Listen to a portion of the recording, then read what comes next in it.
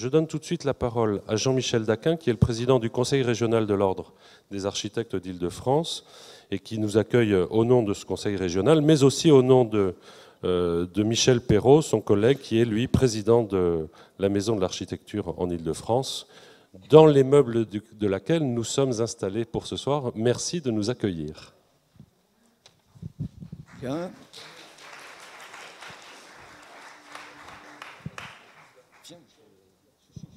Bon. Bonsoir à tous, juste quelques mots. Donc d'abord, c'est avec un grand plaisir qu'on vous accueille avec Michel Perrault, donc président de la Maison de l'Architecture, à cette soirée de lancement de cette manifestation particulièrement ambitieuse et riche de Grand Paris Climat organisée par l'AIGP à la veille de la COP 21. Merci d'avoir choisi ce lieu pour cet événement, qui est le lieu de la Maison d'Architecture et du Conseil régional de l'Ordre des architectes. Il ne se passe pas ici une semaine au Récollet sans qu'il y ait un événement, un débat, une exposition qui se rapporte au Grand Paris, et notamment à la question écologique, avec notamment nos partenaires, l'AIGP, Copolis, l'ADEME. Comme vous le soulignez à l'AIGP, le monde change et le rythme de cette mutation est exceptionnel. La façon d'aménager le territoire et de construire ne sera plus la même, elle ne l'est déjà plus. L'architecture interagit sur le climat dans toute l'histoire récente. Les architectes doivent donc être des acteurs de nouvelles réponses. Ils sont déjà très impliqués sur les enjeux énergétiques dans la construction et la rénovation. Mais ce qui nous intéresse, nous, à l'Ordre des architectes, c'est d'être dans une position transversale. Car face à la complexité, il ne peut y avoir de réponse segmentée. C'est pourquoi nous plaidons pour une montée en compétence de l'ensemble des acteurs, et particulièrement des architectes, dont nous pensons que les enjeux de territoire et les enjeux climatiques leur ouvrent de nouveaux champs. L'Ordre des architectes et la Maison de l'Architecture sont très engagés sur ce terrain. Nous avons eu ici même, il y a 2 semaines, un débat sur l'habitat écologique, avec la question de savoir s'il était un frein ou un moteur pour la construction de logements en Île-de-France. Au fil du débat, nous avons vu qu'elle ne pouvait se résumer à des objectifs énergétiques, que se posaient des questions d'usage, d'aménagement du territoire, d'innovation, de nouvelles filières, et que c'est dans cette équation que nous pouvions libérer la construction de nouveaux logements en Île-de-France. Il faut souligner aussi que le CROAIF et l'AIGP ont entamé un partenariat qui s'inscrit dans toute cette démarche. Nous aurons, dans le cadre de Grand Paris Climat, le 1er décembre, une soirée débat sur le thème d'un Grand Paris hors norme, qui posera la question du projet de la règle urbaine. Nous ouvrons aussi pour des partenariats très larges avec la région, la MIF, les CAUE. Je voudrais dire aussi que nous partageons cette position que le Grand Paris doit partir de ce qui est déjà là, de la vie de chacun. Elle rejoint notre souhait que les architectes soient plus investis et sollicités dans le conseil en amont. Notre souhait est de les mobiliser, convaincus que c'est à la fois dans un grand projet et dans le contexte de chaque territoire que se construira aussi la métropole post-COP 21.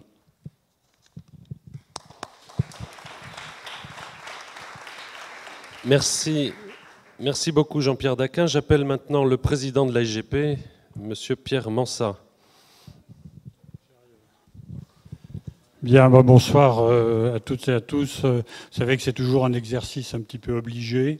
Il faut saluer les élus, les représentants de l'État, très nombreux, donc je le fais. Voilà, ils sont remerciés de leur présence et de leur participation. Et puis l'exercice obligé, c'est pour un président d'une institution comme ça, c'est de dire faire beaucoup de remerciements. Je vais laisser Mireille Ferry faire l'éloge un petit peu de tous les partenariats extrêmement nombreux qui se sont noués à l'occasion de cet événement. Je voudrais vous faire part juste de 2 ou 3 réflexions très brièvement, parce qu'il y a beaucoup d'orateurs et je pense qu'on est impatient de passer au débat. La réflexion, c'est que j'ai le sentiment, moi qui suis précédemment par mes fonctions électives et depuis 2011 à l'AIGP, j'ai le sentiment que nous sommes à un moment un peu charnière dans ce qu'on appelle la construction métropolitaine.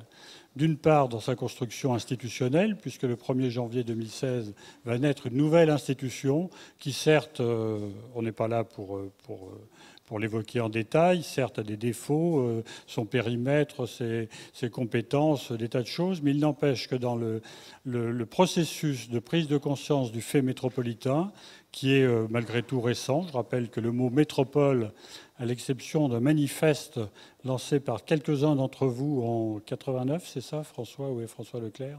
Manifeste 75021 pour une métropole appelée Paris. Le mot métropole est un mot inconnu dans le langage politique jusqu'aux années 2007, 2008. Donc l'émergence du fait politique, l'émergence du fait métropolitain est une émergence qui est récente.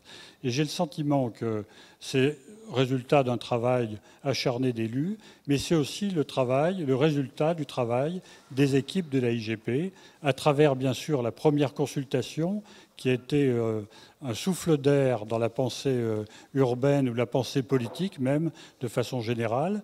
Et depuis, les équipes d'architectes, d'urbanistes et tous ceux qui les accompagnent, les économistes, les sociologues, les paysagistes, les écologues, ont travaillé d'arrache-pied sur ce défi qui nous est posé de penser un nouveau mode de développement, de penser une métropole. Et là, je ne parle pas de la métropole institutionnelle, je parle du Grand Paris.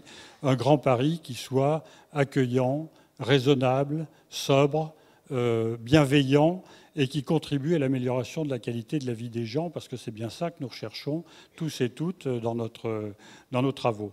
Et donc, je disais que je pense que nous sommes à un moment charnière, parce que à la fois, nous rencontrons, je dirais, cette évolution institutionnelle, une prise de conscience très importante parmi les élus de ce fait métropolitain, et puis nous rencontrons la COP21, qui est un moment singulier où, de façon citoyenne, est posée à l'ensemble de la société française, et donc particulièrement de la société métropolitaine, les enjeux du développement aujourd'hui. Donc nous sommes à ce moment charnière, et donc nous allons jouer très gros avec l'événement Grand Paris Climat. Nous allons jouer très gros. Je ne parle pas de l'existence de la IGP et de son avenir, parce que c'est peu de choses. Nous allons jouer très gros au point de vue des idées que nous essayons de porter, de développer, de mettre en débat et de faire avancer en direction de ceux qui vont décider et que nous porterons à l'occasion nous en remettrons aux acteurs de la COP 21. La deuxième remarque porte sur les questions de la démocratie. On est dans une société où, très clairement, la question démocratique se pose de façon renouvelée. Le doute, l'interrogation des citoyens est extrême à l'encontre de la chose publique, à l'encontre des élus, à l'encontre des lieux de décision, des lieux de pouvoir. Et donc, cette interrogation, cette interpellation, ce doute, ce mécontentement qui s'exprime sous des formes parfois extrêmement nauséabondes, est un problème qui est posé à tous les citoyens et qui nous est posé à nous, acteurs de l'avenir de la métropole. Et donc, l'initiative que prend la IGP est une initiative avant tout citoyenne, à travers bien sûr des actes très concrets, les cahiers citoyens et tout ça, mais nous l'avons fait tout au long de l'année 2014 à travers les questions vives. Le but est bien d'essayer de contribuer à mettre en mouvement une opinion publique qui est là, qui existe, qui ne demande qu'à intervenir, à donner son avis, à être un acteur de la construction métropolitaine.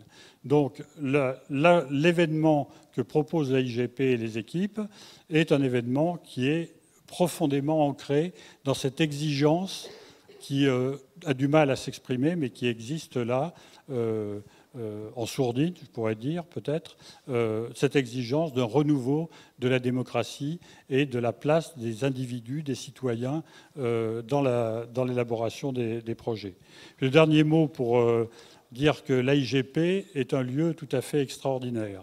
C'est un lieu de grande liberté. Vous savez que c'est un truc un peu bizarre. Il y a des ministères, il y a des collectivités locales, et puis il y a les architectes, urbanistes et toutes les équipes pluridisciplinaires qui sont autour d'eux. C'est un lieu d'une liberté absolue.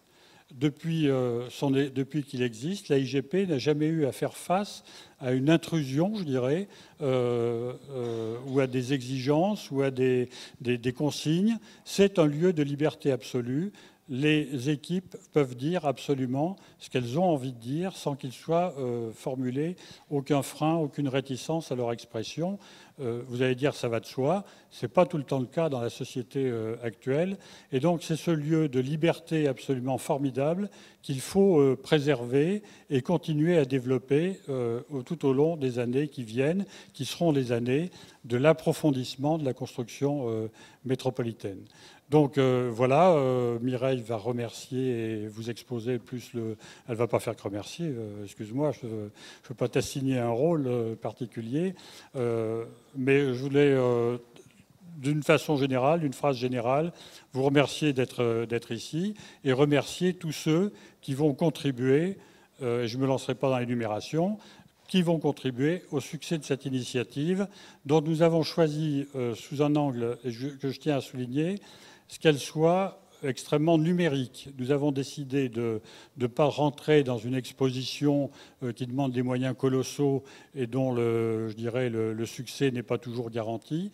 Mais nous avons choisi un angle qui nous permettra, en principe, d'accéder au plus grand nombre, et notamment aux jeunes. Et nous avons choisi cet angle d'une expression numérique extrêmement puissante, Web TV, applications, films, réseaux sociaux, etc. Et nous comptons beaucoup sur la diffusion et la reprise de nos propositions, de nos événements tout au long de l'événement. Et nous donnons rendez-vous, bien sûr, à tous les événements et le 3 décembre pour la synthèse au Palais de Tokyo pour la synthèse de ce que nous aurons produit ensemble pendant toute ce mois Grand Paris Climat. Voilà. Merci. Merci beaucoup.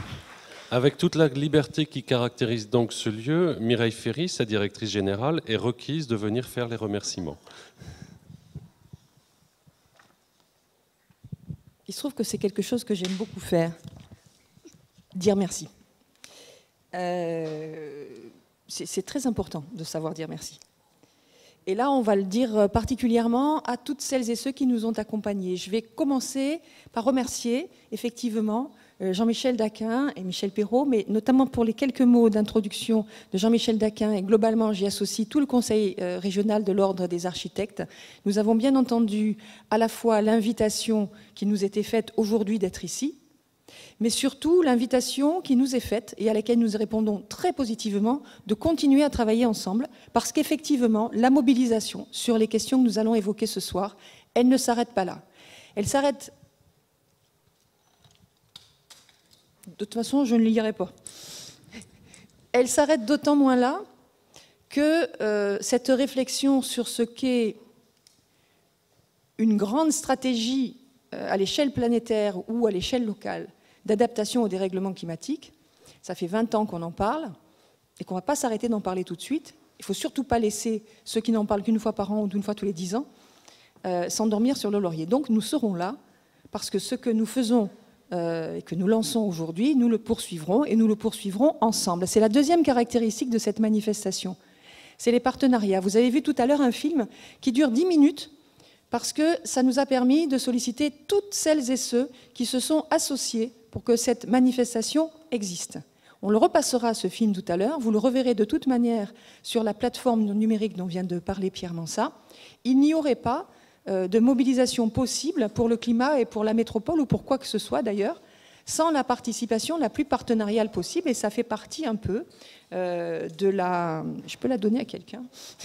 Ça fait partie de finalement ce qui est dans les gènes de cette négociation internationale pour une stratégie réelle d'adaptation au dérèglement climatique.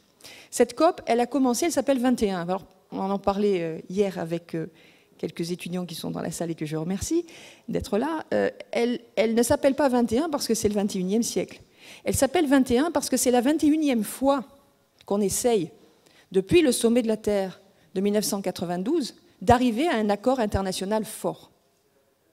Alors ça nous renvoie à ce qui est qu'un petit peu l'origine, une des origines, parce qu'on pourrait parler du Club de Rome, on pourrait parler de beaucoup de choses, on pourrait parler de l'espérance et de la responsabilité, mais parlons déjà de ce qui s'est passé pendant ce sommet de la Terre, introduit par le rapport de cette personnalité assez extraordinaire qui est Madame Brundtland. Il y avait plusieurs axes déjà forts. Le premier, c'est que personne n'arrivera jamais à stopper une atteinte à l'environnement si on ne s'en prend pas d'abord à ce qui crée le fait qu'une société devient prédatrice, notamment de son environnement, c'est-à-dire la pauvreté, l'inégalité, le non-accès à l'éducation de tous et surtout de toutes. Ça, c'était inscrit dès le départ. Ça n'est pas une technique de protection de la nature, c'est une logique de fonctionnement d'une société. Et ce que nous avons essayé de faire à travers cet événement, c'est bien montrer qu'à travers la question du climat, c'est toutes les manières de construire une société métropolitaine qu'il faut interroger. Le deuxième grand sujet, c'était de dire que Geronimo, paraît-il, avait dit qu'on n'hérite pas la terre, on l'emprunte à ses enfants. Le rapport en 92, le sommet de la Terre, dit il faut penser le développement durable comme étant la possibilité de satisfaire les besoins d'aujourd'hui sans compromettre ceux de demain. Cette idée de projection dans le temps, c'est un défi démocratique absolu. Ça suppose de mobiliser celles et ceux qui ne sont pas encore là pour qu'ils donnent leur avis, ce qui par définition est impossible. Ça suppose donc que ceux qui sont déjà là puissent donner d'abord le leur, en acceptant de différer la solution ou la satisfaction de certains de leurs besoins. C'est compliqué, je ne suis pas encore certaine qu'on y ait réussi, mais ça fait partie des défis qui nous sont posés par cette fameuse phrase très simple, penser la satisfaction des besoins de ceux qui viendront après. Et le troisième grand élément qui était dans le rapport, le sommet de la Terre de 92, c'est il n'y a pas d'engagement mondial qui vaille si il n'y a pas une concrétisation à l'échelle locale. Et les collectivités sont au premier rang. Et c'est pour ça, notamment ce soir, que nous ferons un salut aux collectivités et que ce sont les élus des territoires, la ville de Paris, avec Célia Blowell, les Paris Métropole, avec Daniel Guiraud, CGLU et aussi toute l'intercommunalité pleine commune avec Patrick Brauzek, et la région, évidemment, avec Alain Médreau. Ce sont ces territoires qui répondront finalement aux interpellations des équipes du Conseil scientifique qui ont travaillé pour essayer de montrer ce que pourrait être pour le Grand Paris une grande stratégie territorialisée, appuyée sur des démonstrations territoriales de ce dérèglement climatique. Pour construire cette manifestation, quelques principes. Personne n'aura jamais raison tout seul. Il vaudrait mieux oublier. Donc, le partenariat. 2, on n'a pas de modèle à exposer. C'est quand Pierre Mansat disait on ne pouvait pas faire une exposition. Qu'est-ce que vous voulez qu'on expose? Voilà ce que ça va être demain, mais personne n'en sait rien. Par définition, nous sommes en train de définir une stratégie d'adaptation à un univers incertain. Donc il n'y a rien à montrer, il y a à faire. Il y a une méthodologie, un processus de la construction lente et patiente de ce que sera cet avenir. Et Pierre Radan nous dira que cet avenir, nous n'avons pas à l'imaginer forcément très sombre, mais ça peut prendre la forme de vie réussie. Et c'est donc notre grand témoin qui nous emmènera sur cette piste-là. Et puis, dernier élément, il faut que l'on sache partir de ce qui est déjà là, de l'existant, du monde réel. Ce sont les démonstrations territoriales du Conseil scientifique de l'Atelier international du Grand Paris.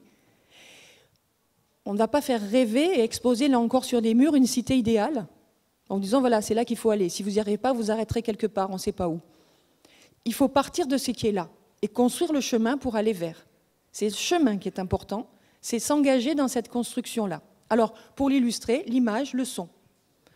La plateforme interactive, et vous aurez une démonstration tout à l'heure, et puis surtout l'image et le son en vrai, les ateliers pour aller à la rencontre des habitants et leur proposer des choses un peu ludiques, un peu accessibles, un peu intéressantes, un peu mobilisatrices. 4 thèmes majeurs pour résumer tout ce savoir accumulé dans l'atelier international depuis presque 7 ans pour certains. Savoir occuper mieux l'espace, tirer parti du foncier invisible, le sous-sol, les toits, et puis adapter au mode nouveau d'existence. Produire différemment, consolider les moteurs économiques, mais aussi diversifier. Savoir équilibrer et faire reconnaître le destin commun de tous les territoires d'une métropole qui n'est pas limitée au territoire institutionnel. Et puis tisser les liens entre les territoires et relier les destins des habitants. Et pour cela, eh bien, énormément de rendez-vous. Vous avez tous ces rendez-vous qui sont détaillés dans cette belle brochure qui ressemble à un petit plan de métro, petit clin d'œil à notre partenariat avec la RATP.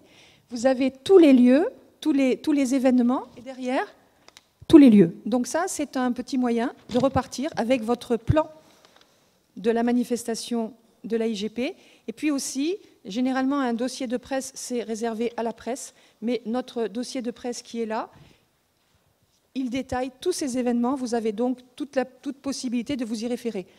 Ces références, vous les retrouverez évidemment sur le site.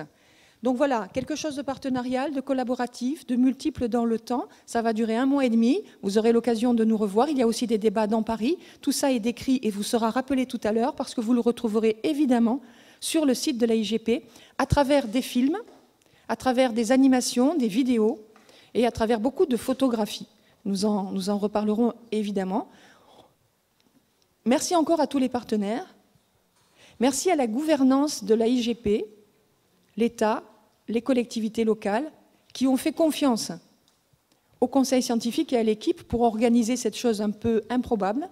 Et un dernier remerciement, puisque j'y suis plus qu'autorisée, il est pour l'équipe permanente, la toute petite équipe de la IGP, qui n'a mesuré ni son temps ni son énergie et qui a tout donné pour que ceci puisse exister. Alors il y a une phrase toujours très célèbre, on leur avait dit que c'était impossible, alors ils l'ont fait. Merci infiniment de la générosité qu'ils ont montrée pour que cela puisse avoir lieu. Et merci encore à toutes celles et ceux qui se sont mobilisés. Voilà.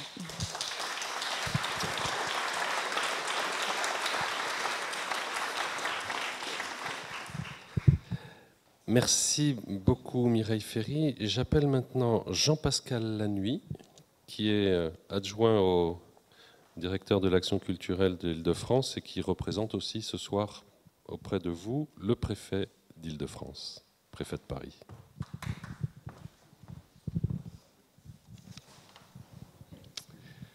Merci d'abord à l'AIGP pour cette manifestation, et ça a déjà été dit, il y a de très nombreuses institutions qui sont représentées.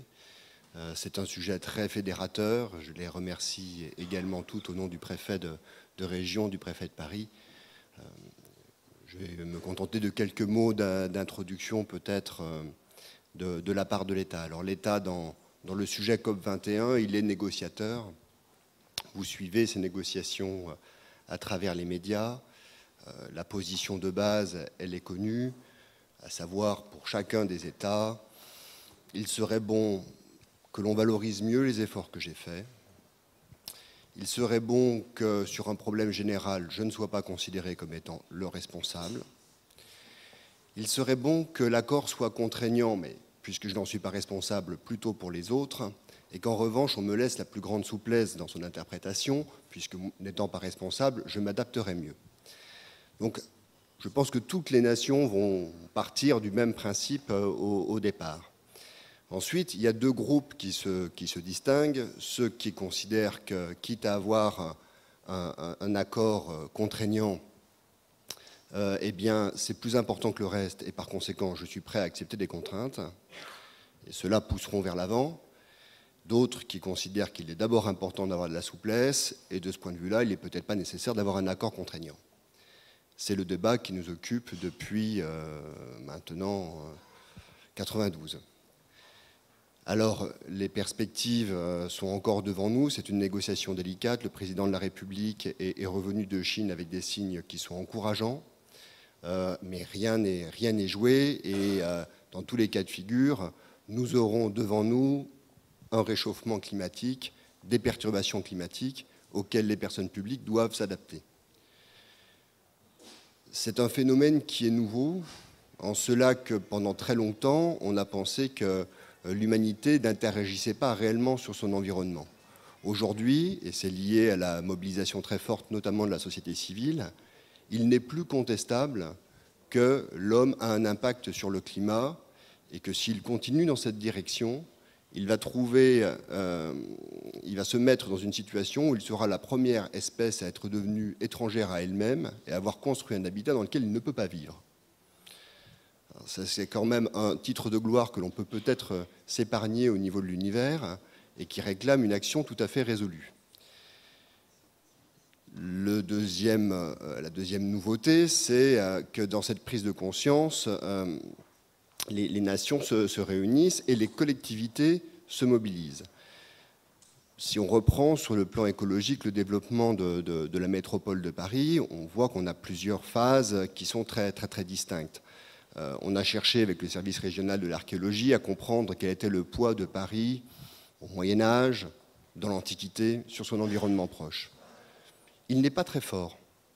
C'est-à-dire qu'on ne voit pas des perturbations sur le territoire, par exemple, de la Seine-Saint-Denis, qui seraient liées à l'apparition de la ville de Paris, à cette concentration humaine. À l'époque, on construit avec ce qu'on trouve pas loin. On a une logique écologique qui est imposée par l'économie.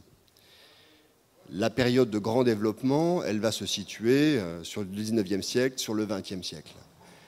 Donc une bonne partie de notre bâti est issue d'une période antérieure. On pourrait dire que c'est déjà un bâti écologique.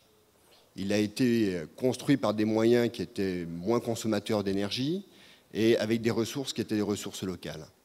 La période plus récente, en revanche, correspond à un moment où notre économie est beaucoup plus prédatrice, où on dispose de ressources qui viennent de partout dans le monde, où on a une explosion démographique. Et donc ce bâti plus récent pose des difficultés en termes de transition énergétique, en termes d'étalement urbain, et des difficultés qui sont inquiétantes quand on prend en compte le fait que nous sommes une des sociétés les plus riches du monde et que si nous n'arrivons pas à régler ces difficultés, on peut se demander ce que pourront faire les autres. Heureusement, on constate aussi sur le territoire un certain nombre d'initiatives, souvent de collectivités, mais pas que, pour mettre en place des écoquartiers, pour mettre en place des modes de déplacement doux, pour prendre en compte cette dimension écologique et la gestion du milieu. Aujourd'hui, l'Île-de-France est vraiment dans une période de transformation très importante qui a été rappelée. On ne peut pas prendre les différentes contraintes qui seront issues de la COP21 et des disciplines que l'on va s'imposer séparément les unes des autres. Ce serait traiter les symptômes sans regarder l'ensemble. On doit traiter à la fois les transports, le logement, mais aussi l'habitat, beaucoup plus que le logement, la façon de vivre ensemble. Si on ne traite que segment par segment pour diminuer notre empreinte écologique, on risque d'abord d'avoir des contradictions entre les différents segments, puisqu'on se renverra la balle entre la distance à faire et le logement à avoir, et on n'arrivera pas à une solution globale. Les outils sont peu à peu mis en place. La métropole du Grand Paris fait partie de ces outils. Pour la première fois, on voit apparaître une institution au 1er janvier 2016 qui a des compétences en matière énergétique, des compétences en matière d'urbanisme et d'environnement, et qui va permettre d'avoir un cadre commun. Bien sûr, il reste des compétences importantes pour les autres collectivités. On a un schéma régional de coopération intercommunale qui se développe autour de la métropole du Grand Paris. Ça veut dire la possibilité de faire des plans locaux d'urbanisme intercommunaux qui permettent de dépasser un certain nombre de frontières. On a un réseau de transport dans lequel un investissement massif est réalisé de plus de 30 milliards d'euros sur 30 ans, financé en grande partie par le contribuable national et qui doit permettre de donner de nouveau une fluidité sur ce territoire. Et puis on a un défi du logement qui est absolument considérable puisque avec 70 000 logements à construire par an, on est dans des niveaux de construction qui correspondent à la construction chaque année par cette métropole finalement d'une ville comme celle de Belfort ou de Dunkerque. Donc tous ces défis sont devant nous et les différents acteurs publics sont en train de s'organiser pour y répondre. C'est une réponse qui est extrêmement politique et complexe à élaborer parce que le jeu institutionnel sera changé en Île-de-France par ces différentes transformations. Et de ce point de vue, il faut trouver des doctrines, il faut trouver des pensées qui puissent nous aider et orienter l'action de l'État, des collectivités, des établissements publics de coopération et tous les grands acteurs. Le travail de la IGP y sert, mais pas que le travail de la IGP, aussi le travail citoyen, le travail de mobilisation et de participation qui caractérise ce type de manifestation. C'est-à-dire que si nous n'avons pas aussi une mobilisation permanente, citoyenne, une réflexion sur ces sujets, une élaboration, une co-construction de ce que doit être le futur de ce territoire, alors les institutionnels, les élus comme les fonctionnaires nommés n'auront pas forcément l'énergie de pouvoir porter les transformations qui auront toujours un coût. C'est pourquoi cette démarche participative numérique qui s'adresse aussi, et notamment à la jeunesse, nous paraît tout à fait importante et de la meilleure augure pour et la COP21, mais ça ne sera qu'un moment, et surtout la gestion commune des transformations que doit avoir ce territoire. Je vous remercie.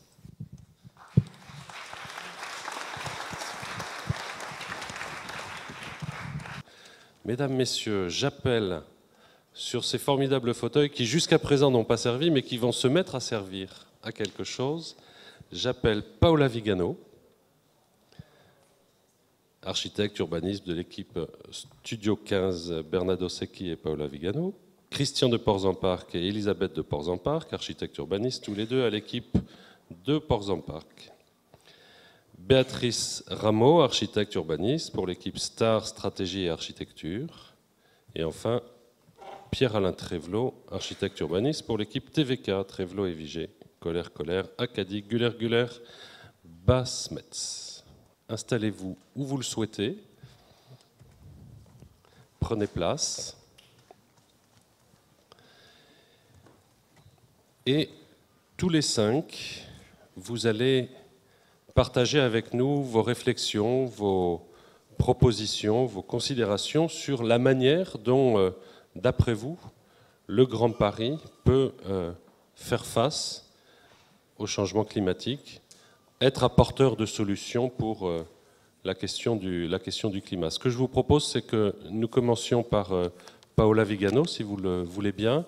Vous avez une petite présentation, je vous proposerai de me rejoindre ici. Vous aurez comme ça la manette qui vous permettra de faire avancer votre présentation. Et vous avez 5 minutes pour nous donner vos idées.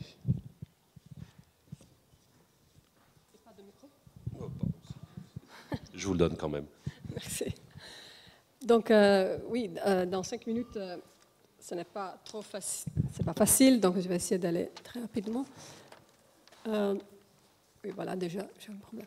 Donc, en 5 minutes, j'ai choisi de faire 3 statements, de donner 3 éléments. Le premier, le risque et le changement climatique comme connecteur, c'est-à-dire d'imaginer finalement le projet de la ville à travers le point de vue qui est lié au changement climatique et au risque, qui nous permettrait finalement de repenser complètement l'urbanisme, le projet pour la ville et pour le territoire à différentes échelles, dans lequel, par exemple, c'est imaginer de travailler au même temps sur plusieurs questions. C'est une approche qu'on n'a pas encore vraiment mis au point. Donc, le risque, par exemple, ici, dans le territoire de l'entente de l'Arc-en-Seine, le risque lié aux inondations. En même temps, la question de la perméabilité, de perméabiliser les sols. En même temps, la question du recyclage comme façon de diminuer les consommations d'énergie, de valoriser l'énergie grise. Et en même temps, la diminution des émissions de CO2, donc un transport en commun complètement repensé et donc vers un scénario, je dirais, no-car. Avec une certaine radicalité, ce qui nous est aussi demandé par la question du changement climatique, d'expérimenter et d'imaginer vraiment un espace urbain qui sera habité différemment. La question des îlots de fraîcheur qui changera complètement aussi cette idée de seulement avoir des grands parcs. On aura besoin d'une quantité de tout petits îles de fraîcheur partout, justement parce que tout le tissu urbain soit dans des conditions équitables. Et par exemple, la question du risque, la question du transport en commun qui vont donc générer des situations différentes. Deuxième statement, le changement climatique a besoin de solutions, de projets multitask, multifonctionnels. Donc il faut s'habituer à imaginer des projets qui soient capables de donner plusieurs réponses en même temps. Par exemple, là, encore une question de risque liée aux inondations, des lieux qui deviennent des îles, hein, si on imagine des crues importantes. Ces îles ne sont pas n'importe où ou n'importe... Par exemple, il s'agit d'îles qui seraient liées à des territoires déjà fragiles, des grands ensembles de cités par rapport à des territoires qui n'auraient pas ces problèmes, qui sont des territoires, même d'un point de vue sociologique, hein, différents. Donc imaginez des bâtiments comme des bateaux, des espaces publics capables d'être, en cas de crise, en cas de crue, utilisables, mais tous les jours, dans le quotidien aussi, des espaces publics. C'est ça, je pense, un défi très important de conjuguer le long terme et le quotidien et des investissements capables de donner plusieurs réponses en même temps. Troisième statement, le changement climatique qui demande des choix communs. Donc, c'est une évolution de l'imaginaire qui nous sert. Et là, le projet de l'espace, le projet de la ville, de la métropole, peuvent jouer un rôle important. Parce que la question qui nous est posée, et ça a été dit aussi par Pierre Mansart, c'est la question d'un changement climatique qui soit démocratique, c'est-à-dire qu'il soit capable de se confronter avec les situations d'injustice spatiale et d'injustice environnementale qui vont être encore plus graves dans le futur. Et je termine avec ça. Donc il y a ce caractère du problème écologique qui est celui d'être commun. Et donc, il n'y a pas de solution individuelle à cette question. Et donc, comme le disait John Drydes, qu'il nous faut vraiment des choix en commun. Et la question ça amène à imaginer vraiment des moments de participation, de partage, de construction d'un changement qui est un changement sociétal.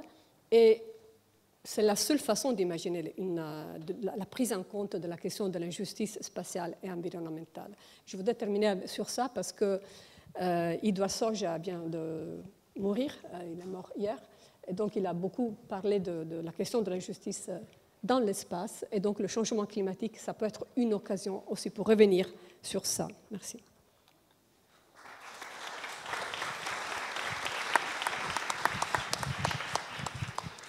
Merci beaucoup, Madame Vigano. Alors, j'appelle soit Monsieur de Portzamparc, soit Madame de Portzamparc. Lequel de vous deux parle en premier? Christian de Portzamparc.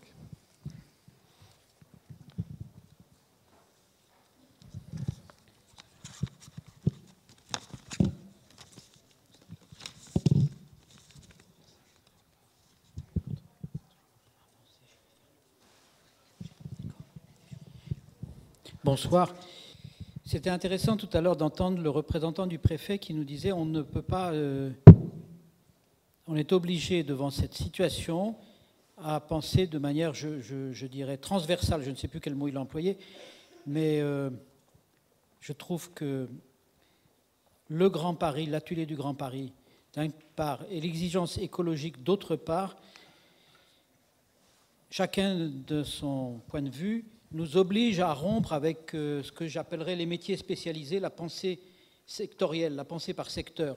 Les transports et les transports de la RATP, ou les voies rapides, ou le moteur électrique, ou le chauffage, tout, évidemment, est important. Alors, si on se dit tout est important, on se dit c'est impossible, mais il est absolument vrai aussi que si on pense que par techniques les unes après les autres, on retombera dans les mêmes erreurs. Quand on se penche sur des territoires, et ça, on a pu les uns les autres d'entre nous s'y plonger ces dernières années, beaucoup, quand on se penche vraiment sur des territoires du Grand Paris, on entre vraiment dans ce sujet-là, on voit avec évidence qu'il faut sortir de toute pensée sectorielle, et je voulais attirer l'attention ce soir sur les territoires où nous avons, notre équipe, beaucoup travaillé depuis des années, et sans que ça ne reste qu'à l'état de projet, vu avec l'OIN, vu avec les maires, vu avec tous les habitants. On a eu des présentations. Je veux parler du territoire de Orly-Rungis.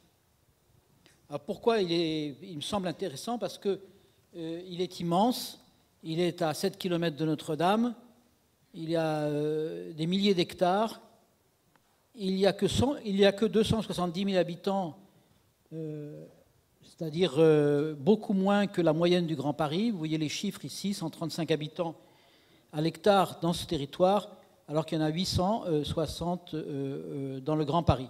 Donc c'est une espèce de trou noir d'habitants. C'est pourtant un territoire hyper bien desservi, où il y aura le train bientôt, il y a les avions, mais il y a les métros, il y a les autobus, il y a les voies rapides qui arrivent de partout. Donc on est en véritable nœud luxueusement organisé pour arriver et repartir. et on ne peut pas habiter. On a travaillé plusieurs équipes sur ce territoire il y a déjà pas mal d'années. Sylvia et Roland, Paola et aussi, on s'est retrouvés dans cette situation. On a eu l'occasion de continuer.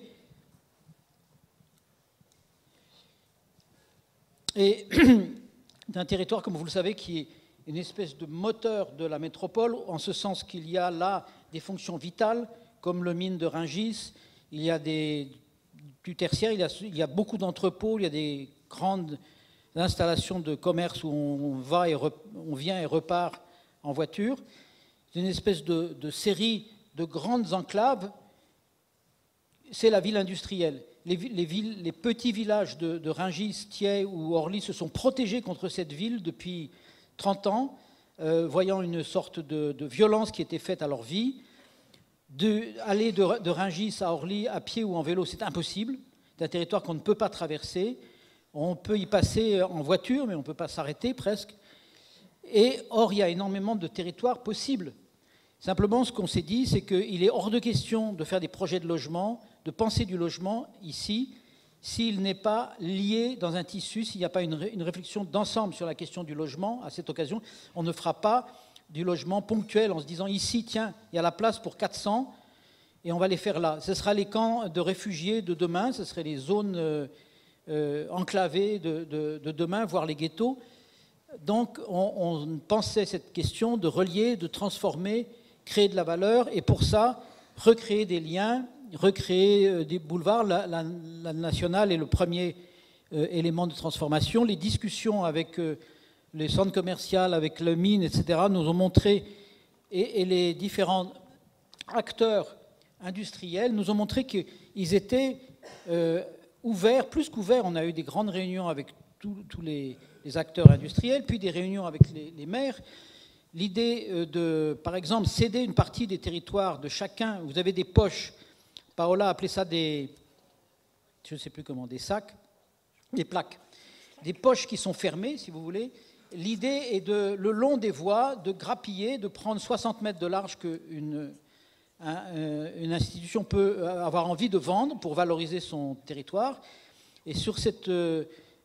transformer la voie et créer un territoire habitable, mais toujours relié. Dès qu'on fera logement, il faudra que ce sera relié entre eux, relié au centre des villages existants, relié à ce que sont les services publics, les écoles, etc., les transports, évidemment.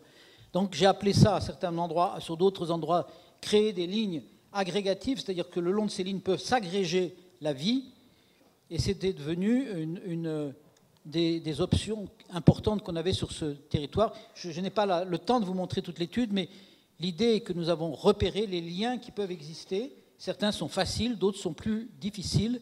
Et l'idée est que cette notion qui est de ne pas accepter que des plaques immenses, des enclaves, des voies rapides, des trains, parfois des grandes voies automobiles, coupent le territoire et rendent impossible de passer d'un endroit à l'autre, c'est quelque chose qu'il faut penser sans cesse. C'est la première manière de penser un ensemble, si vous voulez, qui est seul le moyen de se transformer, d'être durable, de changer de fonction dans le siècle qui vient, si vous voulez, d'être repérable. Vous savez que c'est des endroits qui sont très labyrinthiques, on ne peut pas s'y retrouver. À partir du moment où on a des trams avec avenues, rues secondaires, etc., on sait à peu près où se retrouver, où aller. Alors c'est une sorte de reconsidération du territoire pour l'urbaniser, si vous voulez, et on voit qu'il y a des moyens de passer partout si un effort était fait. Ça veut dire aussi que ça suppose qu'un établissement public ou une forme quelconque puisse sortir de l'époque actuelle où le Grand Paris est un sujet qui est en train de se former entre les maires, les agglomérations, les communautés de mairie, la région, l'État. Il y a à trouver les moyens qu'à assez grande échelle, mais avec une attention très grande au territoire, avec itération avec les habitants, puisse se faire ce travail sur le terrain. Et ce travail, c'est justement pas de se contenter, par exemple, de l'arrivée du métro. C'est très bien que le métro arrive, mais ça ne suffit pas du tout. Et on voit très bien sur le territoire, il y a encore eu récemment par exemple, la RATP qui a créé des liens rapides pour aller, par exemple, dans la zone des bureaux qui sont à Rungis, par exemple, ben, ils ont fait leur propre chemin.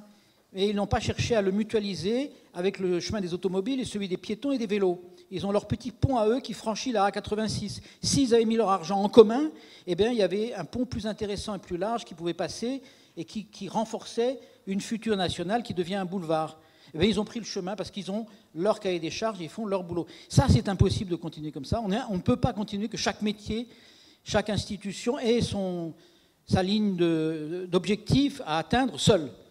Donc ça, ce n'est pas évidemment l'atelier de Grand Paris qui peut le résoudre, c'est une question d'organisation politique, mais je trouve que l'atelier de Grand Paris et la COP, ça nous montre cette nécessité de penser en synergie tous ces problèmes, et c'est l'occasion là de dire à quel point eh bien, penser un développement harmonieux et durable du territoire, repenser ces questions du gâchis de transport, etc., c'est peut-être s'intéresser, se pencher sur les cas des territoires. À travers les territoires, on tire un fil et on tire tout est relié. On a une espèce d'obligation d'être intelligent collectivement. On n'est pas dans la performance uniquement sur un domaine. Je trouve que c'est quelque chose de très important. Vous voyez, ce genre de territoire, en plus, on le trouve dans toutes les grandes métropoles du monde. Vous avez près des aéroports ce territoire qui est une espèce de moteur de la ville, où il y a des ressources, mais qui est un territoire inhabitable en quelque sorte. Et on peut cesser de considérer que c'est un espèce de moteur annexe. On peut penser que c'est en même temps un grand bassin d'emploi et qu'on peut y vivre. Voilà. Mais ça, c'est peut-être parmi les territoires que vous avez appelés démonstrateurs qui serait intéressant de ne pas garder, de garder en tête dans les années qui viennent. Merci beaucoup. Merci beaucoup, Christiane Porzenparc. Elisabeth de Porzenparc, s'il vous plaît, qui annoncera donc l'avancée de ces diapositives. Non. Bonsoir. C'est pas si vraiment commode.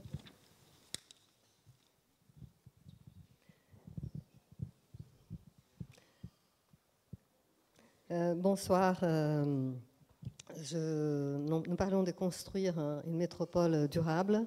Évidemment, la construction d'un territoire métropolitain durable ne pourra pas se faire, cette reconversion ne pourra pas se faire dans sa globalité. Forcément, on va imaginer la construction, secteur par secteur, de repenser, secteur par secteur, des modes recréés, que ce soit par des petites zones ou des sites limités, des quartiers, et de repenser complètement. On revient en arrière, s'il vous plaît. Et donc, j'ai choisi de présenter deux exemples. Donc, j'ai réalisé une étude des constructions, justement, d'un quartier complètement autonome sur les plans énergétiques, de la production énergétique et de la production alimentaire.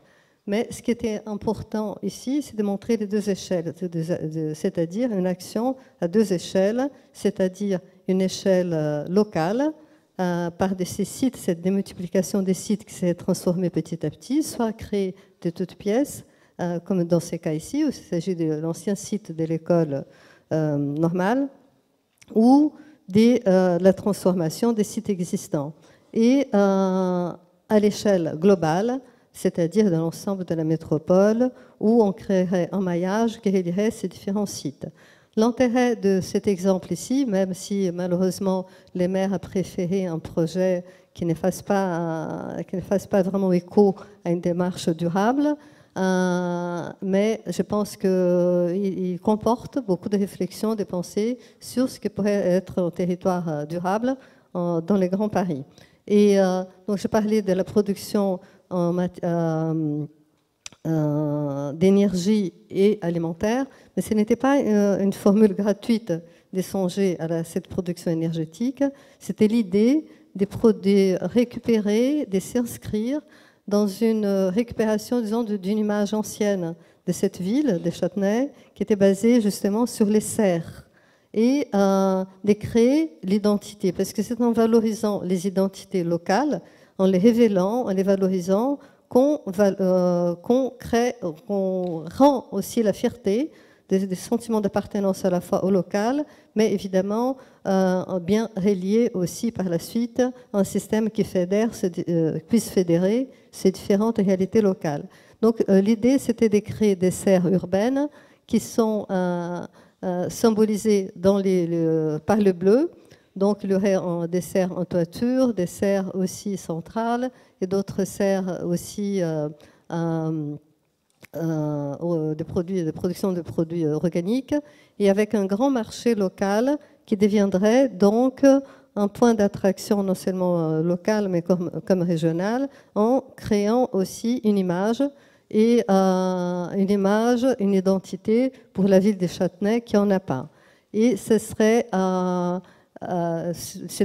l'occasion aussi, dans ces quartiers, de révéler non seulement le centre-ville, de l'ouvrir, de le relier à l'existant, mais avec un ensemble de dispositifs flexibles pour l'architecture, pour faire évoluer non seulement l'habitat, pour qu'il évolue en adéquation par rapport au mode de vie, mais de faire évoluer aussi les parkings en sous-sol, par la création des cours anglaises, je ne peux pas tout expliquer ici, qui apporterait de la ventilation et de la lumière aussi, des modes à ce que ces espaces en sous-sol puissent devenir des lieux appropriés différemment dans l'avenir. Des espaces en sous-sol prévus actuellement pour les parkings. Donc tout c'est flexible, à la fois l'architecture des parkings comme l'architecture évolutive. Mais l'idée, j'ai cité une série d'éléments qui sont constitutifs aux objectifs pour la création à atteindre pour la création d'un territoire local durable, mais évidemment, il ne s'agirait pas de créer des îles qui vivraient en autarcie, des territoires autonomes, oui, mais bien reliés par un système. On peut passer à l'image suivante. Merci. Donc, ce qui est symbolisé par ces sphères, ce seraient ces territoires qui seraient en devenir, en transformation. C'est un schéma, disons, théorique, et relié par un maillage d'axes doux, afin que ces territoires ne vivent pas forcément des modes autarciques. Il ne s'agirait pas de créer de territoires mormons, mais des territoires qui petit à petit seraient transformés de plus en plus et qui constituerait, disons, la transformation, qui symboliserait la transformation effective en territoire durable parisien. Et bien relié par tout un maillage de réseaux, d'axes doux, de transports doux, de formes de transport doux. Donc, l'idée, c'est de relier ces échelles, ces transformations à échelle réduite locale, bien reliées par un maillage d'axes doux métropolitains. Et cet axe doux métropolitain, un premier axe doux, on peut passer à l'image d'après. Les premiers axes doux pourraient être constitués par juste l'aménagement d'un axe existant déjà, qui relierait Massy au Bourget, qui est constitué par la Nationale 20 au sud de Paris et la Nationale 2 au nord de Paris.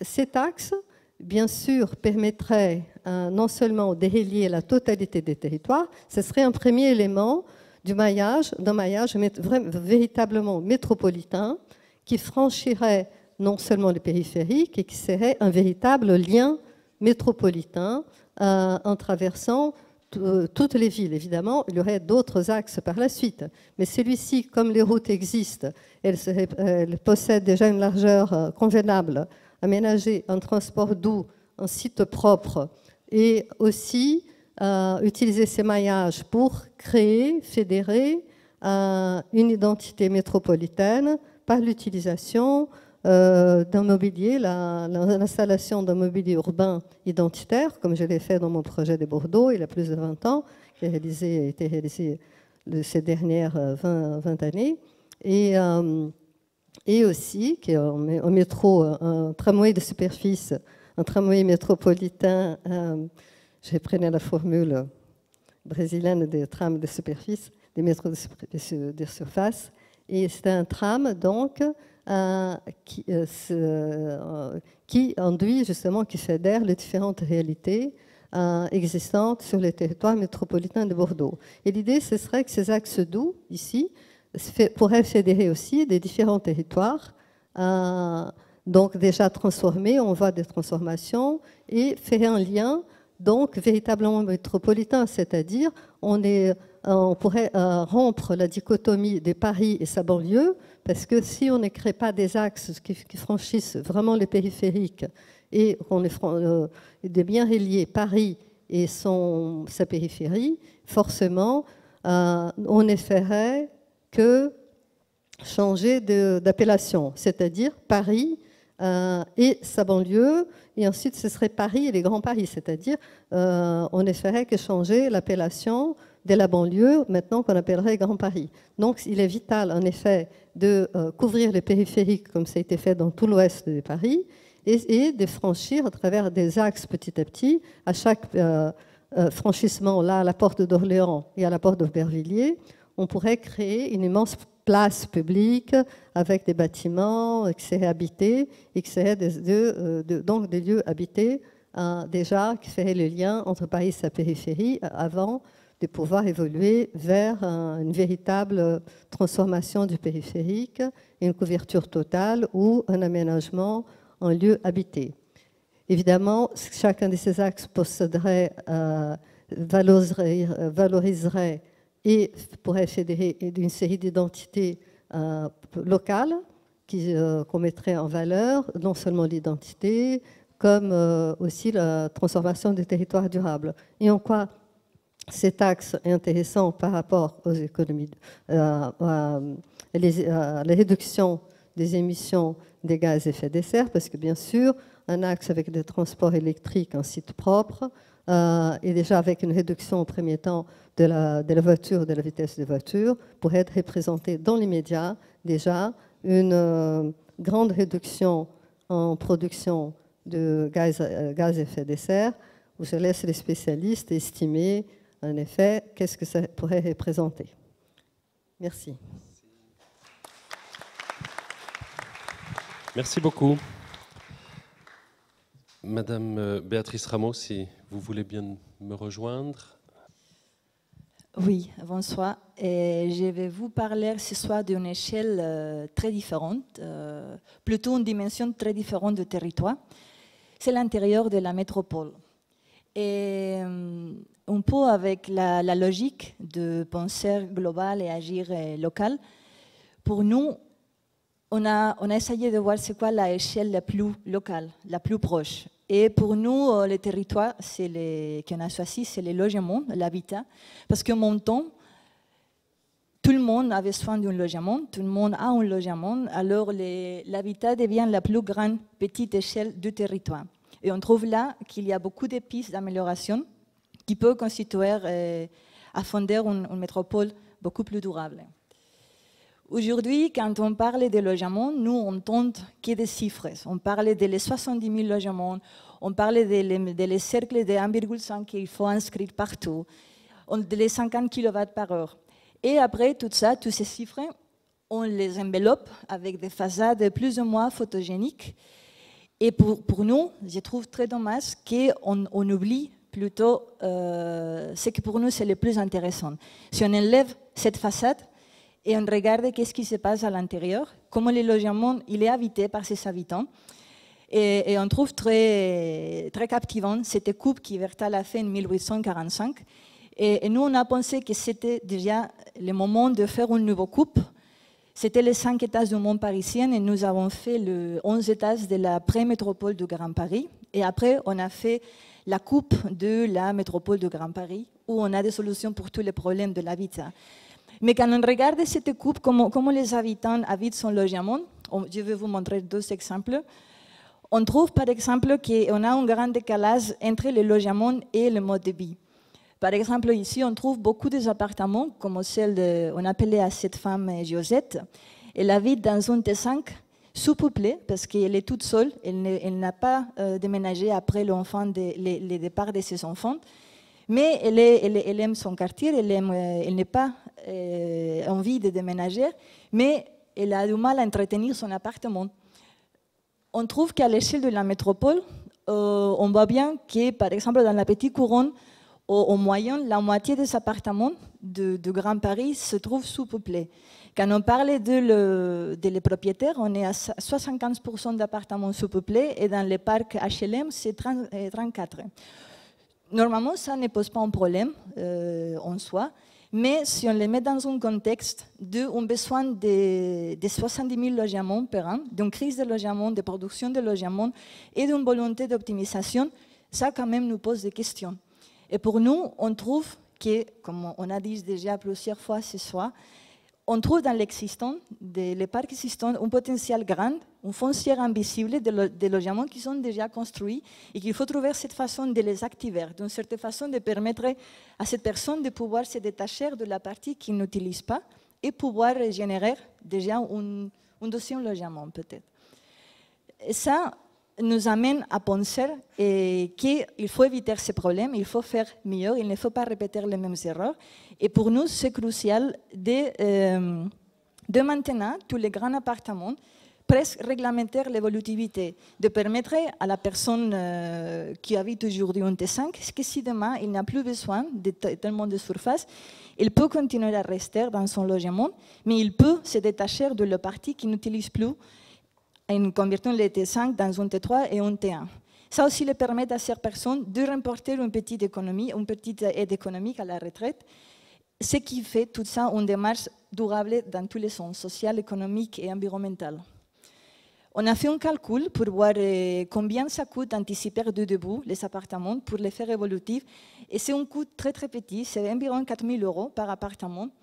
Et on pense que ça se cadre très bien dans les subventions que l'État pourrait générer, comme il a fait pour financer les travaux d'adaptation thermique de logement, d'aider à les personnes qui veulent se détacher d'une partie de son appartement ou d'aider aux bailleurs, aux promoteurs ou même à l'acheteur d'un appartement évolutif avec une subvention.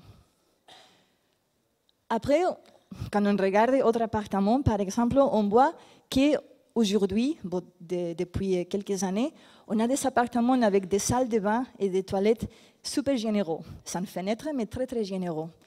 Et normalement, ça représente 8, bon, vous savez bien, c'est pour les adapter à la réglementation des personnes, la réglementation à l'accessibilité, qui normalement, à l'échelle d'un T3, représente 8 mètres carrés de surplus de surface. Normalement, à nouveau, ça ne pose pas un problème, sauf que si on regarde ça dans le contexte aujourd'hui de production de logements, la surface, l'équivalent de surface pour adapter les 70 000 logements à la réglementation et accessibilité représente 8 000 logements. 8 000 logements, c'est aussi suffisant pour loger toutes les 30 000 personnes sans domicile fixe dans la région, l'agglomération parisienne. Évidemment, on ne fait pas les appartements plus grands parce que ça coûte plus cher. Et ce qu'on a fait, c'est de sacrifier la qualité, l'espace d'autres pièces de vie, comme les séjours, la cuisine et l'accès qui deviennent cette pièce hybride, comme on voit dans l'image, où on trouve conflit d'intimité, conflit d'usage et aussi même détail. À nouveau, on pense qu'avec ça, on standardise la production de logements parce qu'il n'y a vraiment pas de match pour l'architecte pour faire des plans, à nouveau, des plans qui répondent au mode de vie. Et on risque le fait qu'on va on va doubler la production de logements, 70 000 logements, mais on va les faire très mal. Et si on pense, comme on a dit, que la durabilité, c'est aussi penser dans le long terme, je pense que ce n'est pas bien, pas du tout, faire 70 000 logements qui demain ne seront plus adaptés à le mode de vie d'aujourd'hui. Pour résumer les 3 pistes que j'ai présentées aujourd'hui, comment éviter le sous-peuplement forcé, alors comment générer plus de logements sans construire plus de logements, comment réglementer l'évolutivité des logements neufs pour adapter les logements aux besoins réels de la personne, et comment adapter la réglementation d'accessibilité pour générer des logements véritablement adaptés. Parce que tout ça, c'est cadré avec ça qu'on écoute tout le temps, comment on peut faire plus avec moi, mais ce n'est pas suffisant. Pour nous, c'est comment faire plus et mieux avec moi. Merci.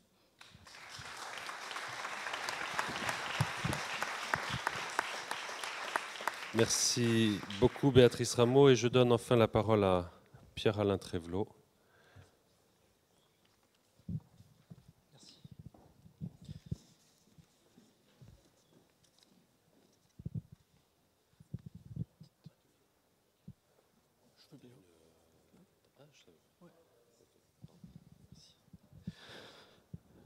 Merci. Bonsoir à tous.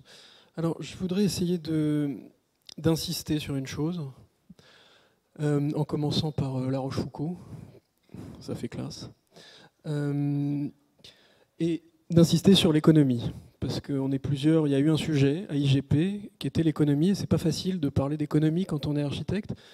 Alors, on s'est fait aider par des gens qui s'y connaissent un peu mieux, puis on s'est mis à plusieurs, et surtout, on s'est fait un peu éclairer par Pierre Calame, pour commencer, qui nous a rappelé que l'économie, au départ, c'était oikos et nomos, c'est-à-dire le foyer et les règles. Et donc, en théorie, l'économie, ce dont on entend parler toute la journée à la radio, à la télé, dans les journaux, l'économie, cette idée comme ça que ce serait ça qui nous gouverne totalement, l'économie, ça veut dire les règles de gestion de notre maison commune, les règles de gestion de notre foyer commun, donc les règles de gestion, d'organisation de la planète, en théorie. Et donc, cette phrase, elle dit bien que la bonne économie, c'est cette façon d'organiser, de gérer notre foyer commun. Alors, parler d'économie, finalement, c'est aussi se demander de quelle façon, en repartant évidemment de la question climatique, on peut arriver à produire un système robuste, on peut discuter du terme robuste, mais disons un système évidemment durable, mais un système qui est capable de se réinventer. Et là, je voulais évoquer la parabole de Calama, qui est une ville au Chili, 150 000 habitants, une ville d'extraction du cuivre. Le Chili extrait 30% du cuivre mondial, Calama 8% de ce cuivre mondial. Et comment une économie, et là j'entends économie au sens de développement de l'activité productive et donc développement des richesses humaines, comment une économie principale dans une ville produit un système de blocage, et le blocage essentiel, c'est le blocage social. Évidemment que la question elle est climatique et in fine c'est même celle de la survie de l'espèce, mais avant ça, ou peut-être au-delà de ça, aujourd'hui, il y a cette question du blocage social, de la façon dont potentiellement, socialement, ça peut arrêter de fonctionner. C'est ce qui s'est passé à Calama pour des raisons de qualité de l'environnement, de qualité du cadre de vie. Alors cette notion d'économie nous a amené, puisqu'on est architecte et urbaniste, à questionner ce déjà-là. Tout le monde a dit il faut partir du déjà-là. Moi je suis évidemment d'accord avec ça, je crois qu'on est tous d'accord avec ça. La question c'est quel est ce déjà-là? Et moi je pense qu'on n'est pas égalitaire dans la façon de considérer le déjà-là. Et je crois qu'il faudrait qu'on rééquilibre un petit peu notre point de vue sur le déjà-là. On peut dire que le développement de l'activité économique a guidé la façon dont le Grand Paris a été pensé, notamment depuis l'après-guerre. Les grands projets se sont faits pour des raisons de développement économique. Et on est arrivé à un territoire qui est fait, Christian en a parlé tout à l'heure, et Paola aussi, de secteurs, de plaques. On peut l'appeler un peu comme on veut, mais on a une structure aménagée déjà pour le développement de ces activités, donc pour l'économie, mais on n'en a pas l'économie. Je crois qu'on n'a pas l'économie de cette structure qu'on a mise en place. Et je crois que quand on dit qu'il faut partir du déjà là et qu'il faut travailler aujourd'hui dans le Grand Paris et transformer le Grand Paris, je crois qu'on considère beaucoup moins ces endroits-là que d'autres. Je crois qu'on continue finalement, pour pousser un peu le bouchon, à se raconter que le déjà là, c'est ce qu'il faut faire, mais je crois que c'est un peu un slogan, et que finalement, on continue à produire un système qui est du développement, de l'extension, que ce qui prime quand même, c'est notre capacité à imaginer qu'on va faire mieux juste à côté. Alors on a compris, parce qu'on a étudié depuis des années, que c'est bien de ne pas le faire en extension très loin, de ne pas le faire là où il y a des champs, parce qu'on a encore beaucoup d'agriculture dans le Grand Paris. mais on continue, je pense, à discréditer ce qui existe, ce déjà là, en pensant qu'on va faire mieux avec des nouvelles structures. Et je crois que cette histoire d'obsolescence, programmée ou non d'ailleurs, elle va nous poser des problèmes. Si on n'apprend pas, et je comprends, j'essaie de pousser le bouchon, mais je comprends très bien, et je le vois, et je voudrais dire aux jeunes générations que c'est ça qu'il faut qu'ils regardent. Je vois qu'il y a des étudiants dans la salle. C'est ça qu'il faut qu'ils regardent, parce que c'est tout à fait compréhensible que finalement, ces endroits-là, on les regarde moins que les autres. Parce que finalement, on n'en a pas nous-mêmes, certes l'économie, mais le savoir. On ne les a pas étudiées. Elles sont tellement neuves, tellement jeunes dans l'histoire des villes, qu'on ne sait pas trop ce que c'est, tous ces territoires. Je les décris à peine parce que vous voyez ce que c'est. Il y en a qu'on reconnaît, comme celle qui est tout en haut, ces secteurs-là, parce qu'ils ont des formes, alors on les reconnaît comme ça. Mais il y en a tellement qui peuplent le Grand Paris. Il y a des grands travaux qui ont été lancés par tout un tas de générations d'architectes, qui sont d'ailleurs certains dans la salle, sur les grands ensembles habités. Ça, ce sont des grands ensembles travaillés, ou des grands ensembles de développement. Et ces grands ensembles, ils fonctionnent indépendamment les uns des autres. Et on voulait essayer de plaider entre nous pour ce que j'appellerais... avec un mauvais jeu de mots, évidemment, comme tous les jeux de mots, une économie circulaire territoriale, pour reprendre l'idée de l'économie circulaire. Cette économie circulaire qui dit que n'importe quel objet, n'importe quel bien doit être pris dans un cycle, que finalement, les objets que l'on a déjà construits sur nos territoires doivent être pris dans une économie circulaire territoriale. C'est-à-dire que tous ces objets-là doivent faire partie d'un cycle, doivent être pris dans une vision plus globale. Alors c'est une échelle beaucoup plus intermédiaire que celle dont Béatrice vient de parler. Moi je plaide beaucoup pour l'échelle intermédiaire, pour l'intermédiaire entre les choses, pour l'intermédiation, parce que la robustesse, elle viendra de la capacité à mettre de l'intermédiation, à produire de l'interaction entre ces différents éléments qui existent. Donc, bien sûr, de l'optimisation, mais encore une fois, je crois que le travail des urbanistes, c'est de développer un savoir et de regarder. On a appris à regarder les autoroutes, mais au début, on les considérait comme des très grands objets. Et pour comprendre une autoroute et pour travailler dessus, il faut la connaître comme on connaît son appartement. Il faut savoir où est le joint de dilatation. Mais je pense, et moi le premier, je me l'applique, je ne connais pas ces zones-là, je les connais de manière totalement superficielle, et je crois qu'il faut s'exhorter collectivement pour bien les regarder. Parce que finalement, cette mise en interaction possible, cette idée qu'il y a une scénarisation possible de leur futur, permettrait de ne pas les disqualifier, de ne pas arriver au scénario à la néerlandaise, comme mon ami Mathis Guller nous l'a montré, où 75% du programme de développement économique à Amsterdam, dans la région métropolitaine, a été arrêté en 2005, parce qu'ils se sont rendus compte que ça rendait obsolète ce qui existait déjà, que de toute façon il n'y avait pas de marché pour l'occuper, ce développement économique. Donc je pense qu'il faut essayer de se mettre dans cet objectif de déclarer ça comme un possible espace public, un espace public du bien commun qu'on arriverait à créer. Voilà, merci beaucoup. Merci beaucoup. Merci beaucoup à tous les cinq. Nous allons maintenant, si vous le voulez bien, passer à la réponse des élus. En tout cas, nous allons maintenant écouter 4 élus. Alors, j'en ai repéré 2, je ne sais pas si les 2 autres sont là. J'appelle, par ordre d'entrée en scène, si vous me le permettez, Madame Célia Bloel, maire adjointe de Paris, chargée de l'environnement, du développement durable, de l'eau, de la politique des canaux et du plan climat-énergie territorial.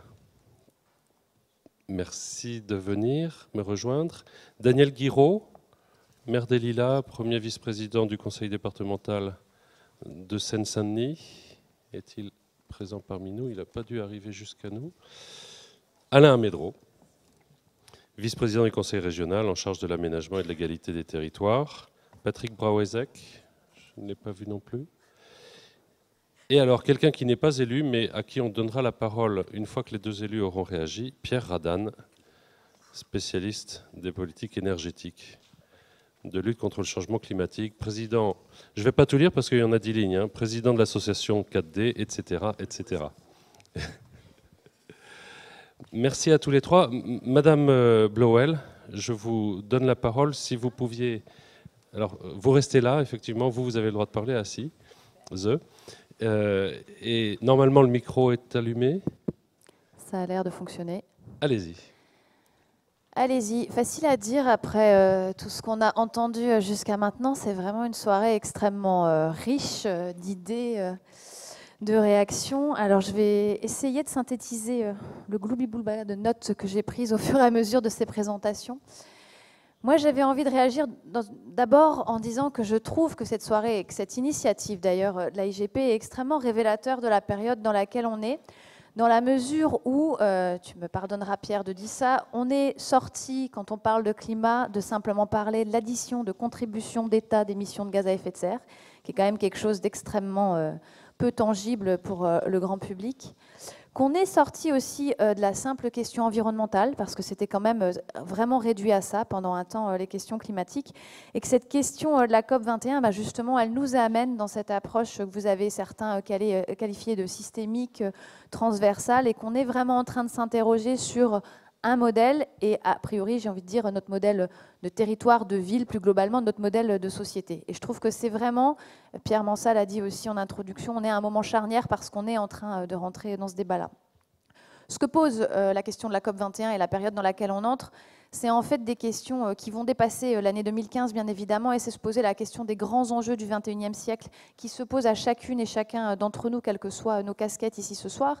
C'est se dire comment on vit, et on lutte contre le dérèglement climatique et comment on vit avec ce changement climatique.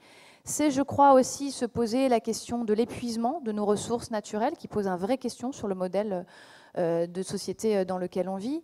C'est aussi se poser très globalement la question, certains d'entre vous l'ont abordé, de l'économie et globalement des crises économiques qui nous poussent à regarder, à pousser un autre modèle. Et puis c'est aussi évidemment à se poser la question des solidarités et de comment on retisse du lien, comment on recrée du lien.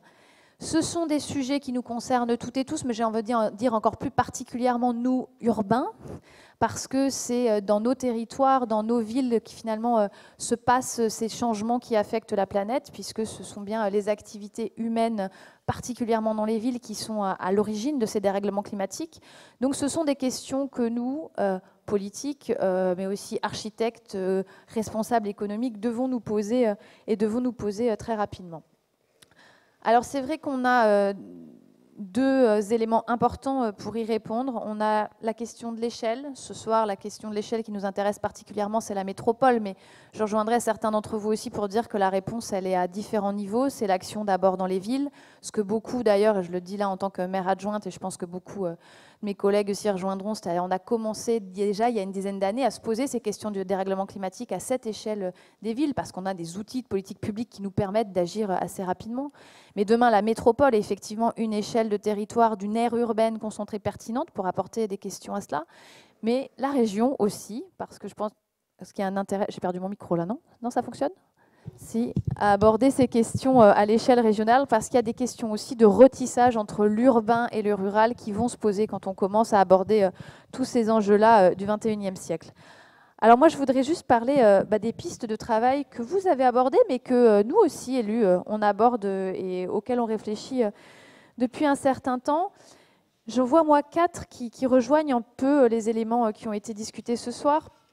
Ça fait des années dans nos villes qu'on agit pour lutter contre le dérèglement climatique. Je dirais que le sujet, pour moi, plus de notre rencontre ce soir, c'est aussi comment s'adapter plus précisément à ces enjeux. Je crois que le premier axe, et vous êtes certains en avoir parlé, notamment en projetant ces images extrêmement angoissantes de la crue, et je ne vous dis pas comment elles sont angoissantes quand on est élue parisienne en charge de l'eau, en se disant que peut-être pendant les 6 années de ce mandat, un tel événement arriverait. Mais c'est vrai qu'il faut se préparer aujourd'hui dans nos territoires à l'avènement potentiel d'événements climatiques extrêmes. Il y a cette question de la crue, mais nous avons, nous, à Paris, regardé avec Météo France ce que le dérèglement climatique voulait dire. Ce n'est pas que la crue, c'est aussi des vagues de chaleur extrêmement fortes qui vont toucher notre territoire dans les années qui viennent. C'est la question de l'îlot de chaleur urbaine qu'il va falloir traiter parce que ça pose à la fois des questions de vie quotidienne, des questions pour la santé publique et des questions plus globales encore pour la vie dans nos territoires. Qui dit adaptation à ces événements climatiques extrêmes pose directement derrière la question de l'aménagement, la question de l'urbanisme. Alors, on a beaucoup parlé du transport ce soir, on pourrait parler aussi d'efficacité énergétique, de la création d'écoquartiers tels que vous les avez décrits, mais je crois aussi qu'il y a d'autres enjeux devant nous. Je pense notamment à des questions comme la non-imperméabilisation ou aller vers la désimperméabilisation d'un certain nombre de surfaces. C'est ça aussi, changer de modèle dans les années qui viennent, ce qui veut dire penser l'aménagement différemment, penser aussi à la question de l'étalement urbain et la préservation des terres agricoles. Ça veut dire un retour de l'eau et de la nature en ville aussi qu'il faut considérer de plus en plus, avec des questions, comme vous l'avez, certains d'entre vous d'ailleurs l'ont déjà cité, la création d'îlots de fraîcheur dans nos villes, de parcours de fraîcheur, sont en tout cas des questions sur lesquelles nous on réfléchit à la ville de Paris. Je trouve qu'il y a un objet, d'ailleurs j'étais étonnée qu'il ne soit pas plus abordé ce soir, qui est d'un point de vue aménagement extrêmement intéressant dans la période, c'est la question du périphérique et de comment demain cet objet urbain qui finalement est complètement contradictoire avec les enjeux qu'on pose aujourd'hui devra être retravaillé. Pourquoi est-ce que demain on n'y construirait pas? Pourquoi on n'y planterait pas? Pourquoi il n'y aurait pas des transports en commun? Et comment on va finalement effacer cette ligne de fracture extrêmement importante dans notre territoire? Et au-delà des questions de l'urbanisme, moi je vois encore deux autres points extrêmement importants, mais qui doivent rentrer dans une réflexion globale, qui est celle de voir comment on va traiter la question des ressources naturelles dans nos territoires, comment on va à terme, sous les effets du dérèglement climatique, garantir l'accès de nos populations à un certain nombre de ressources naturelles ou de ressources tout court qui sont extrêmement importantes. Je pense en premier lieu à la question de l'eau, qui sous les effets du dérèglement climatique va manquer dans nos villes et qui demande toute une réorganisation du territoire pour garantir un accès à l'eau à toutes et tous. Mais je pense aussi à la question de l'alimentation ou de l'énergie, où on sait aujourd'hui qu'un territoire comme la future métropole de Paris en fait, est extrêmement dépendante de l'extérieur, de l'importation, et comment ces dimensions-là doivent aussi rentrer dans nos réflexions sur nos futures villes, territoires. Je ne sais pas finalement quel mot utiliser ce soir. Et puis, il y a une dernière question qui sont celles, à mon avis, d'intégrer les questions des solidarités. Et ça, c'est une question qui a été abordée de différentes manières. On a entendu parler de démocratie, de retisser du lien, de refaire de l'intermédiation.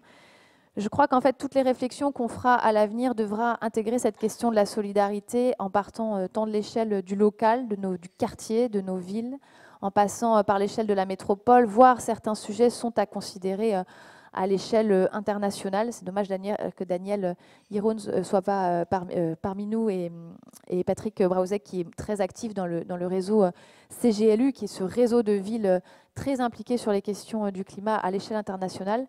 Ces solidarités, elles sont importantes parce que quand on fait face à, par exemple, à un événement climatique extrême, il n'y a pas que la technique qui répond à ça, c'est aussi comment on retisse du lien dans nos quartiers, comment on refait du bien vivre ensemble pour y faire face. Mais aussi, la question du réchauffement climatique, c'est une problématique, on est tous sur la même planète et il faut aussi de plus en plus intégrer ces dimensions dans nos réflexions. Donc je dirais qu'en fait, la discussion qu'on a ce soir, et j'en terminerai par ça, elle est assez révélatrice aussi, et elle commence à dessiner une ligne de fracture assez importante qui traverse les débats aujourd'hui de toutes les personnes impliquées sur ces questions du climat, qui sont finalement les personnes qui sont dans une réflexion, moi j'aurais tendance à qualifier, mais c'est surtout quand je parle des politiques, ne le prenez pas forcément pour vous, mais ceux qui seraient un peu bloqués dans l'ancien monde et qui cherchent à réadapter, à appliquer du concept sur de l'existant et à remodeler finalement une réalité. Et puis ceux qui font le pas vers l'avenir et vers un changement de paradigme, comme on aime à dire, et vers vraiment un changement de modèle. Ces réflexions, ça veut pas facile, hein.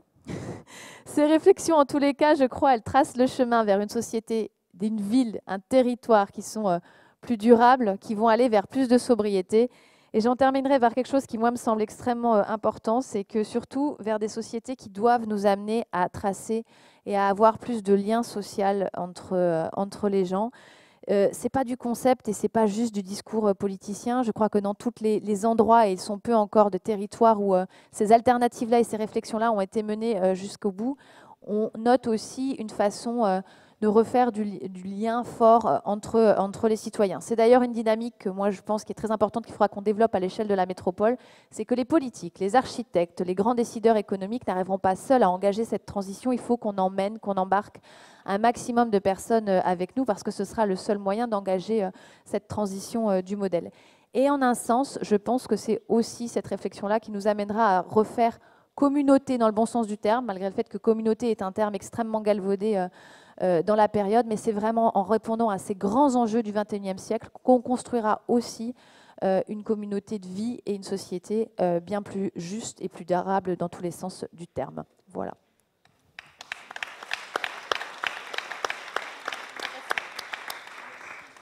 Merci en tout cas de votre intervention. Je précise, j'ai oublié de le dire tout à l'heure, que vous représentez ici évidemment la maire de Paris, Anne Hidalgo, de la même manière qu'Alain Amédro, à qui je donne la parole maintenant, représente, lui, Jean-Paul Huchon, le président de la région Île-de-France.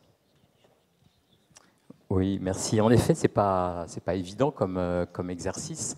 Je reviendrai quand même sur la démarche de l'AIGP pour d'abord remercier toute l'équipe de l'AIGP de cet investissement-là pendant un mois.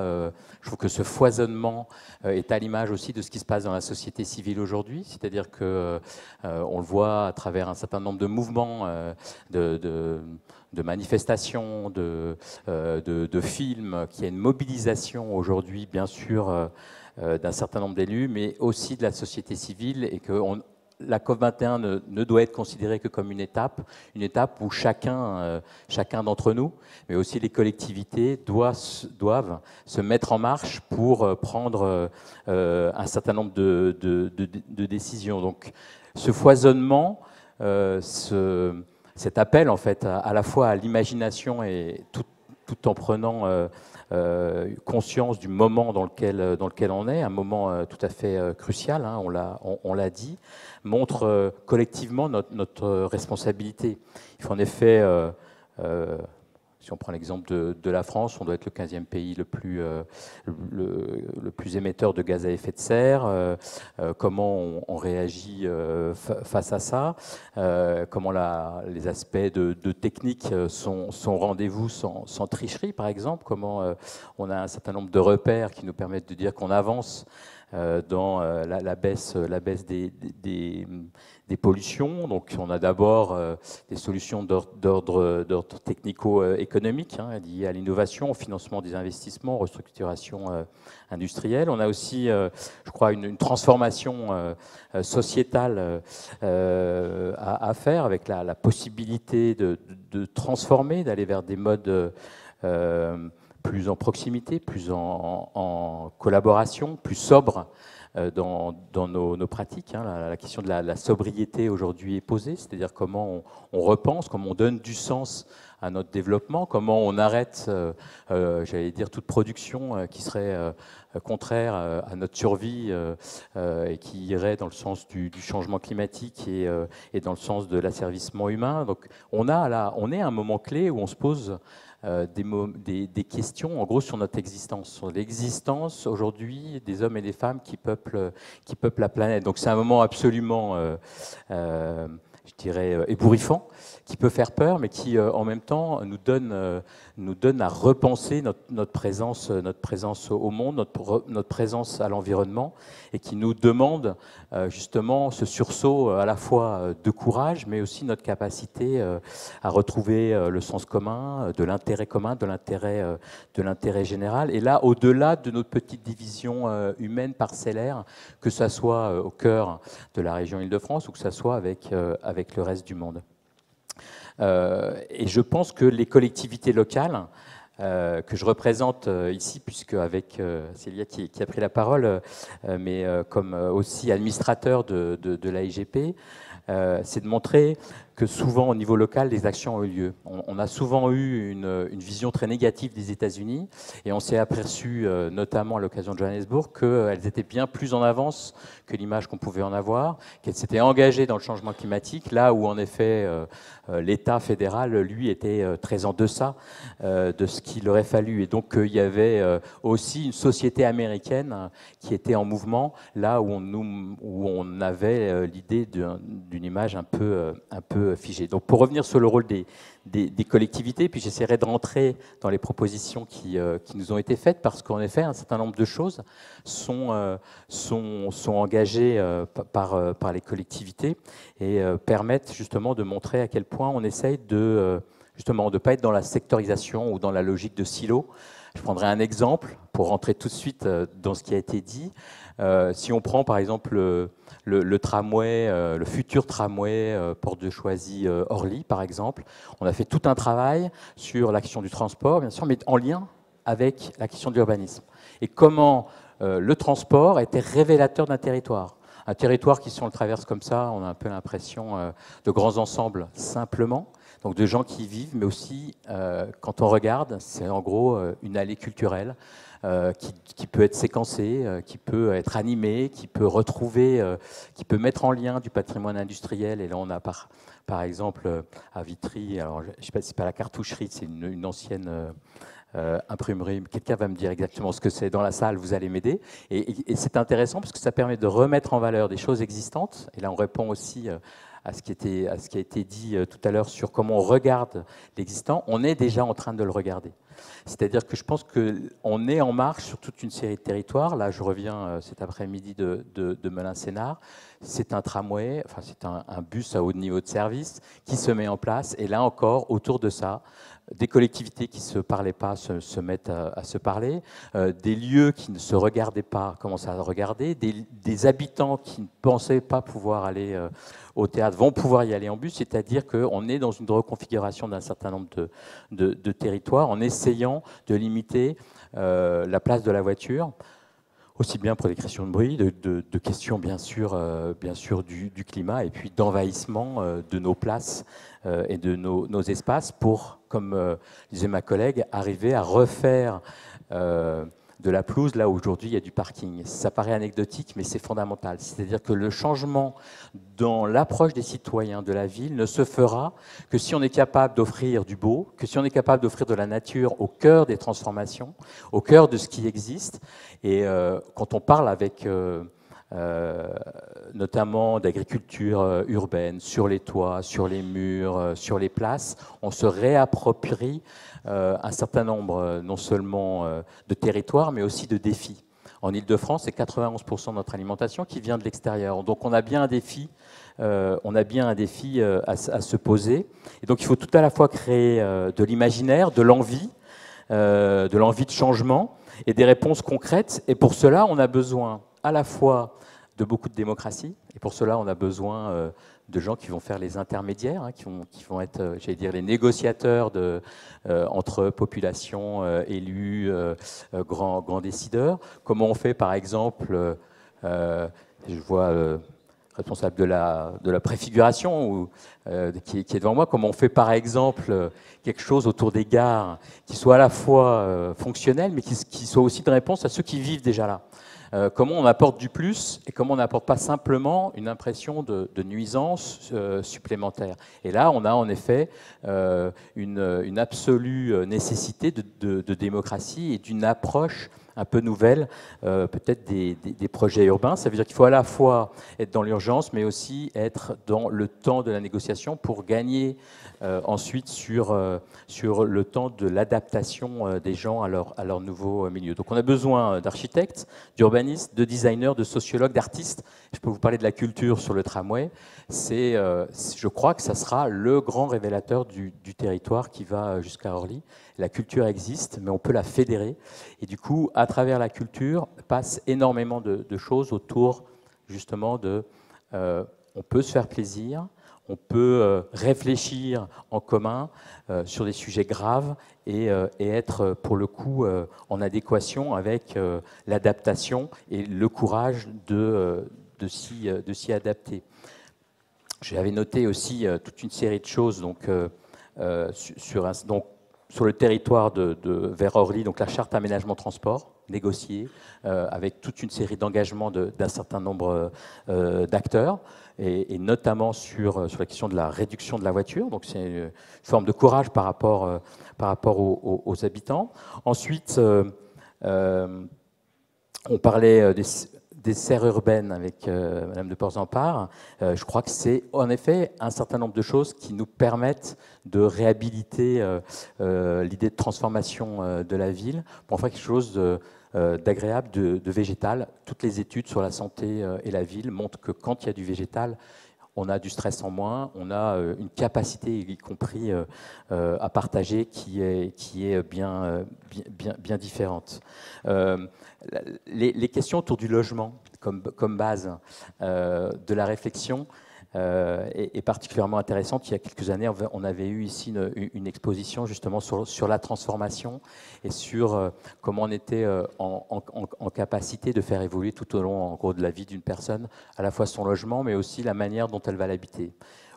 Hier avec ses enfants, aujourd'hui éventuellement avec un étudiant, demain avec une autre personne éventuellement du même âge, etc. Comment on était... Parce qu'en effet, là où je crois qu'on a une alerte, c'est qu'on parle de 70 000 logements. Mais ça ne sera pas suffisant si on parle que de chiffres. On a besoin, et je crois que j'ai essayé de le démontrer, de parler de sentiments, on a besoin de parler d'environnement, de progrès, on a besoin de parler de notre capacité à faire du logement habitable et donc profitable pour les habitants. Si on reste aux chiffres, on va faire peur. Si on est sur l'évolution, si on est sur la mutualisation, si on est sur la coopération, alors on sera sur la capacité des uns et des autres à se mettre autour d'une table, habitants, élus, professionnels de l'urbain, pour créer cette ville désirable et donc cette ville qui est en capacité donc de faire mieux justement et d'être accepté et donc de pouvoir progresser. Je terminerai juste par un point. Je ne voudrais pas être trop long, puis je sens qu'autour de moi, va falloir qu'on passe à une autre étape. Simplement dire que sur la question des autoroutes, en effet, il faut les regarder. Il se trouve qu'on a proposé en 2013, on l'a travaillé avant, mais un schéma directeur, notre projet de France 2030, et dedans on parle justement de boulevards apaisés. J'invite bien évidemment à la fois les villes, à la fois l'État, bien sûr, mais aussi les citoyens, les architectes à s'en emparer. On dit bien qu'on a là des réserves extraordinaires, non seulement en termes d'espace, en termes de comment on relie les territoires, comment on est dans l'intermodalité, mais aussi comment on arrive à gagner en termes de pollution, en termes de régularité sur ces lieux. On s'aperçoit que quand on bride, entre guillemets, la vitesse, eh bien, on a une régularité aujourd'hui plus forte. Donc, j'allais dire, projet de France 2030, n'hésitez pas à vous en emparer. D'abord parce qu'il s'impose dans les PLU et les SCOT, donc c'est un objet, je dirais, légal et urbanistique pour lequel vous avez à vous en référer quand vous êtes maire, quand vous êtes adjoint, mais aussi parce qu'ils font mis d'imagination autour de ce que peut être 2030. Et on est en train de réfléchir aujourd'hui sur 2050. On vient d'installer, notamment avec Pierre Radan, et l'Institut d'aménagement et d'urbanisme, un groupe d'experts autour de comment on peut rêver 2050 pour rendre à nos enfants une terre vivable. Donc on a des choix à faire, c'est le moment. J'espère que la COP21 sera pleinement réussie, mais on aura tous ici et en dehors, et pendant tout ce mois, au contact de la population, cette responsabilité de faire de vrais choix et pas des choix en demi-teinte. Je vous remercie.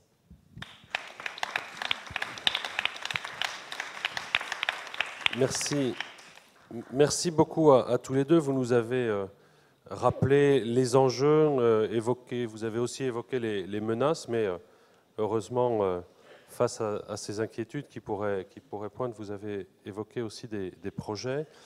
Pierre Radan, vous allez nous présenter une vision dont je sais qu'elle est souvent tirée vers l'optimisme parce que le seul moyen, d'après vous, d'y arriver, c'est justement de regarder les choses de façon les plus positive possible. Bonjour, je vais commencer par remercier, et remercier la ville, pas la ville de Paris, la ville en général. La ville existe parce que c'est un objet d'optimisation, rendre les choses plus accessibles pour les populations. Et donc la ville est moins émettrice, la ville dense est moins émettrice que la ville diffuse. Or, on a déjà un problème vis-à-vis de nos concitoyens. Ils rêvent de la maison de Blanche-Neige avec ses connards de nains en porcelaine, alors que c'est la ville dense qui est le lieu de l'optimisation. Donc on a une bataille culturelle sur la représentation de la ville, du logement, et c'est tout à fait essentiel. Je voudrais tout de même insister sur 2 points. Il nous faut diviser nos émissions de gaz à effet de serre par 4 d'ici 2050. Est-ce que certains d'entre nous ont une idée de ce que c'est que diviser par 4 ? C'est considérable. Donc c'est une mutation qui va toucher à l'ensemble des fonctions. Le travail, le logement, l'alimentation, le transport, les énergies qu'on choisit. C'est énorme une division par 4. Donc c'est une mutation qui est à faire dans l'espace d'une génération, à 35 ans, et c'est considérable. Et pour élargir encore un peu plus le sujet, vu qu'il y a la COP de Paris, il faut penser monde. Et qu'est-ce que c'est la ville dans le monde ? C'est, par exemple, Bangalore, 600 000 habitants en 1947, 5 millions en 2001, et ils sont à 10,8 millions cette année. C'est les villes africaines qui vont doubler de population pour la grande majorité d'entre elles dans les 15 ans qui viennent.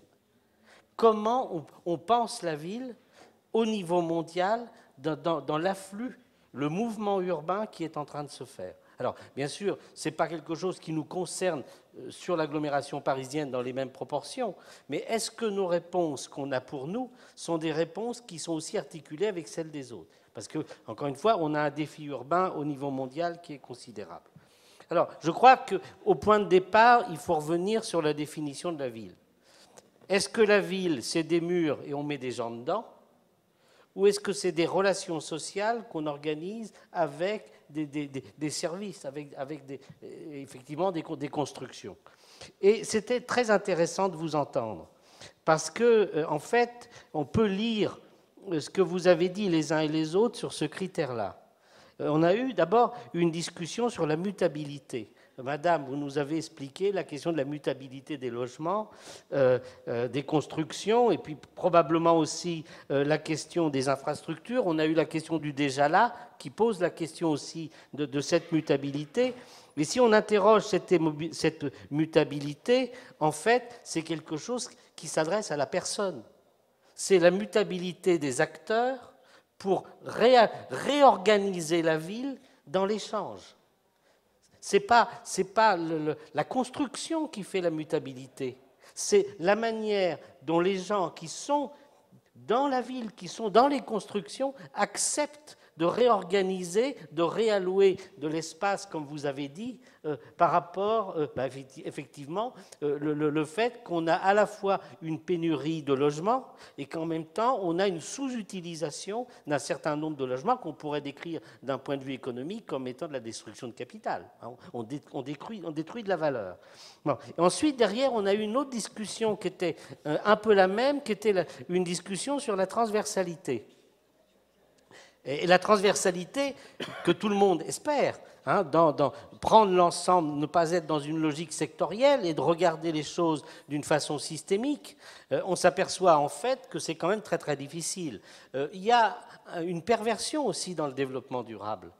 Le développement durable, qui est un très bon concept, à tout complexifier, peut rendre les choses indécidables.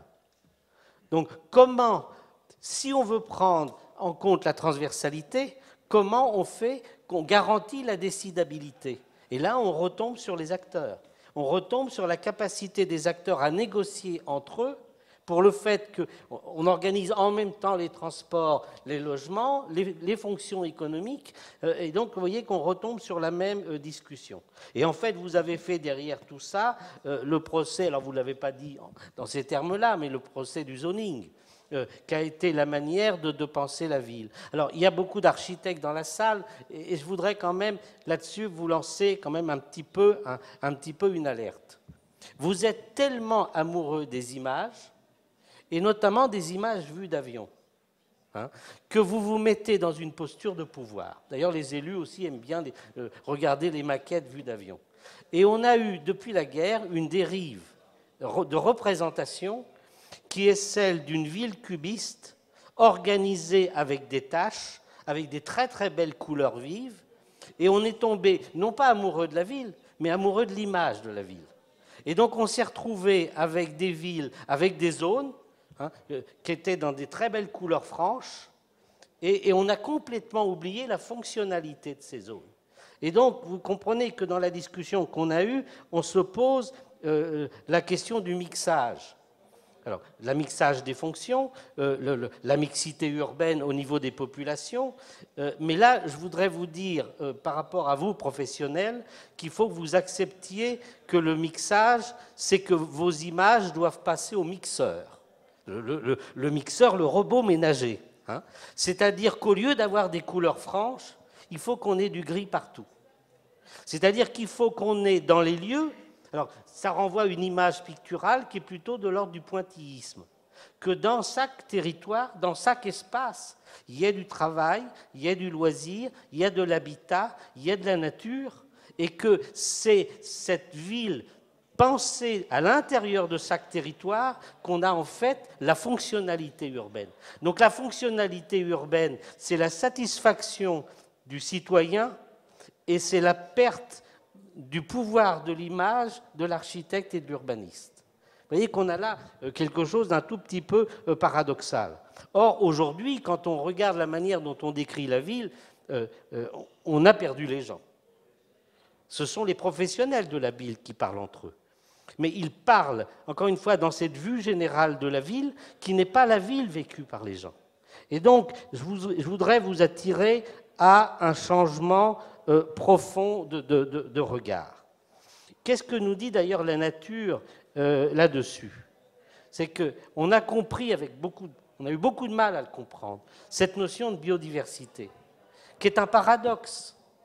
Plus il y a de diversité d'espèces, de relations à l'intérieur d'un écosystème, plus les acteurs, plus les organismes sont différents, plus le système est adaptatif.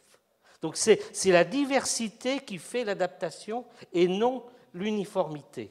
Et donc là, on a à repenser complètement la manière dont on pense les choses. Et donc j'ai eu à faire pour la région Île-de-France un petit exercice qui voulait faire, comme tous les États, sa contribution donc aux Nations Unies pour la COP. Et donc j'ai proposé de faire un texte en 2 dimensions, une présentation assez classique de la région Île-de-France, et puis une deuxième présentation, qui est une présentation en caméra subjective. J'essaye de faire raconter par des personnages comment ils vivent la région dans le futur. Quelles sont les mutations de leur mode de vie? Et je crois que le changement que l'on a à faire, c'est à côté de nos pratiques architecturales, urbanistiques et politiques, réinventer ce qui nous manque aujourd'hui et qui fait la difficulté de la démocratie aujourd'hui, c'est le récit de vie. Comment quelqu'un qui va vivre tout ce siècle, un père et une mère qui ont un enfant de 10 ans, va lui raconter comment sa ville, comment sa vie va changer, il vivra jusqu'en 2100. Et donc vous voyez qu'on a un vrai problème aujourd'hui, on a des images complexes, très techniques, et on n'a pas de récit du futur. De récit du futur pour toute la société et encore moins pour la personne. Et donc, il faut qu'on revienne à remettre la personne au centre. Donc, il ne faut plus qu'on regarde la ville vue d'avion, il faut qu'on la regarde avec les rampants, qu'on regarde avec les gens. Quelles sont les fonctions? De quoi ils ont besoin? Combien d'heures, de minutes ils passent pour ces fonctions? Est-ce que ces fonctions sont accessibles? Est-ce qu'elles sont accessibles à toutes les catégories sociales, à toutes les catégories d'âge, à toutes les catégories de mobilité? Donc il faut qu'on réinvente la personne comme centre de la ville. Il faut qu'on la regarde d'en bas et qu'on la regarde dans cette mixité des fonctions. Et donc vous voyez qu'on a là quelque chose qui est très très important au niveau donc du vécu individuel, et ça renvoie là pour le coup à ce que disait M. Mansat tout à l'heure en début, qui est la question de la démocratie. Parce que qu'est-ce que c'est que la démocratie? C'est l'application de ce principe de la biodiversité dans la société humaine. C'est comment les points de vue des gens, leurs pratiques, leurs comportements, les choix qu'ils font, mis bout à bout, font société. Et la société arrive à fonctionner parce qu'il y a une diversité des attentes individuelles. Et donc, vous voyez qu'il faut remettre la question de la démocratie et la question de la personne au centre de la ville, et que finalement, la démocratie, c'est le principe de la biodiversité appliqué aux sociétés humaines. Et donc, il faut qu'on a... Alors, ça repose, que vous avez dit, madame, la question de la mutabilité, mais vous voyez, ça la pose d'une façon active et d'une façon positive. Je voudrais, pour terminer, vous donner quelques petits critères de succès de la COP de Paris. Parce qu'on est exactement dans la même difficulté. Vous avez plein de gens qui disent le changement climatique, c'est très grave, c'est urgent, il faut agir, il faut qu'on s'y mette tous, il faut qu'on ait des solutions techniques. Et vous demandez aux gens qu'est-ce qui va se passer à Paris. Alors là, vous avez des positions, des avis sur ce qui va se passer qui sont très, très différents. Et donc, en fait, ce qui est en train de se faire, c'est la mise de l'humanité tout entière en marche. On n'a jamais eu à négocier avec les 195 pays de la planète quelque chose qui ne soit pas seulement des principes, qui soit des actions et des programmes et des décisions. Et là, donc, les pays devaient donner leur stratégie pour 2030. Bon, on en a recueilli 160 sur 195 pays. Manque des petits pays, des pays en guerre, et puis quelques grands pays pétroliers qui rechignent à donner leur copie. Bon, j'espère l'avoir d'ici les 3 semaines qui restent. Et en tout cas, c'est ça qui est essentiel. Et si vous avez, mettons 150 pays, qui disent, finalement, on a la même lecture du futur.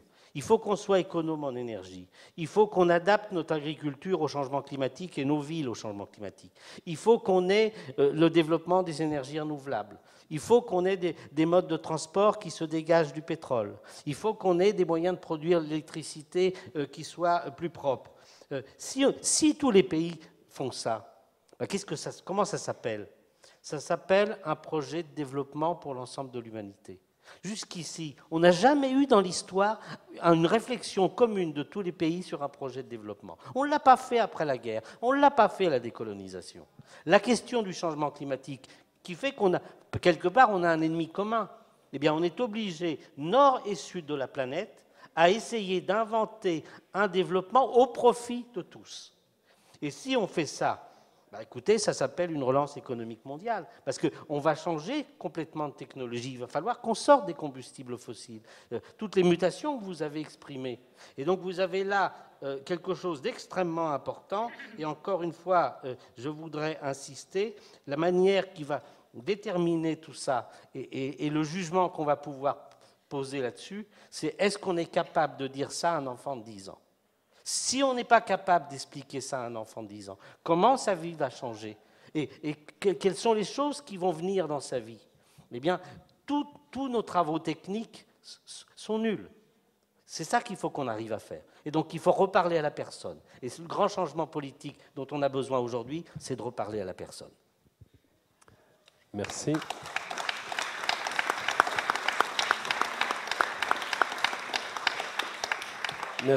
Merci beaucoup, Pierre Radane, pour ces conseils donnés aux architectes et aux politiques, pour cette mise en perspective des défis qui se dressent devant nous, et puis cette grille de lecture de la COP 21. On peut retenir que la COP 21 sera réussie si on expliquer ses résultats à n'importe quel enfant de 10 ans. Bon courage.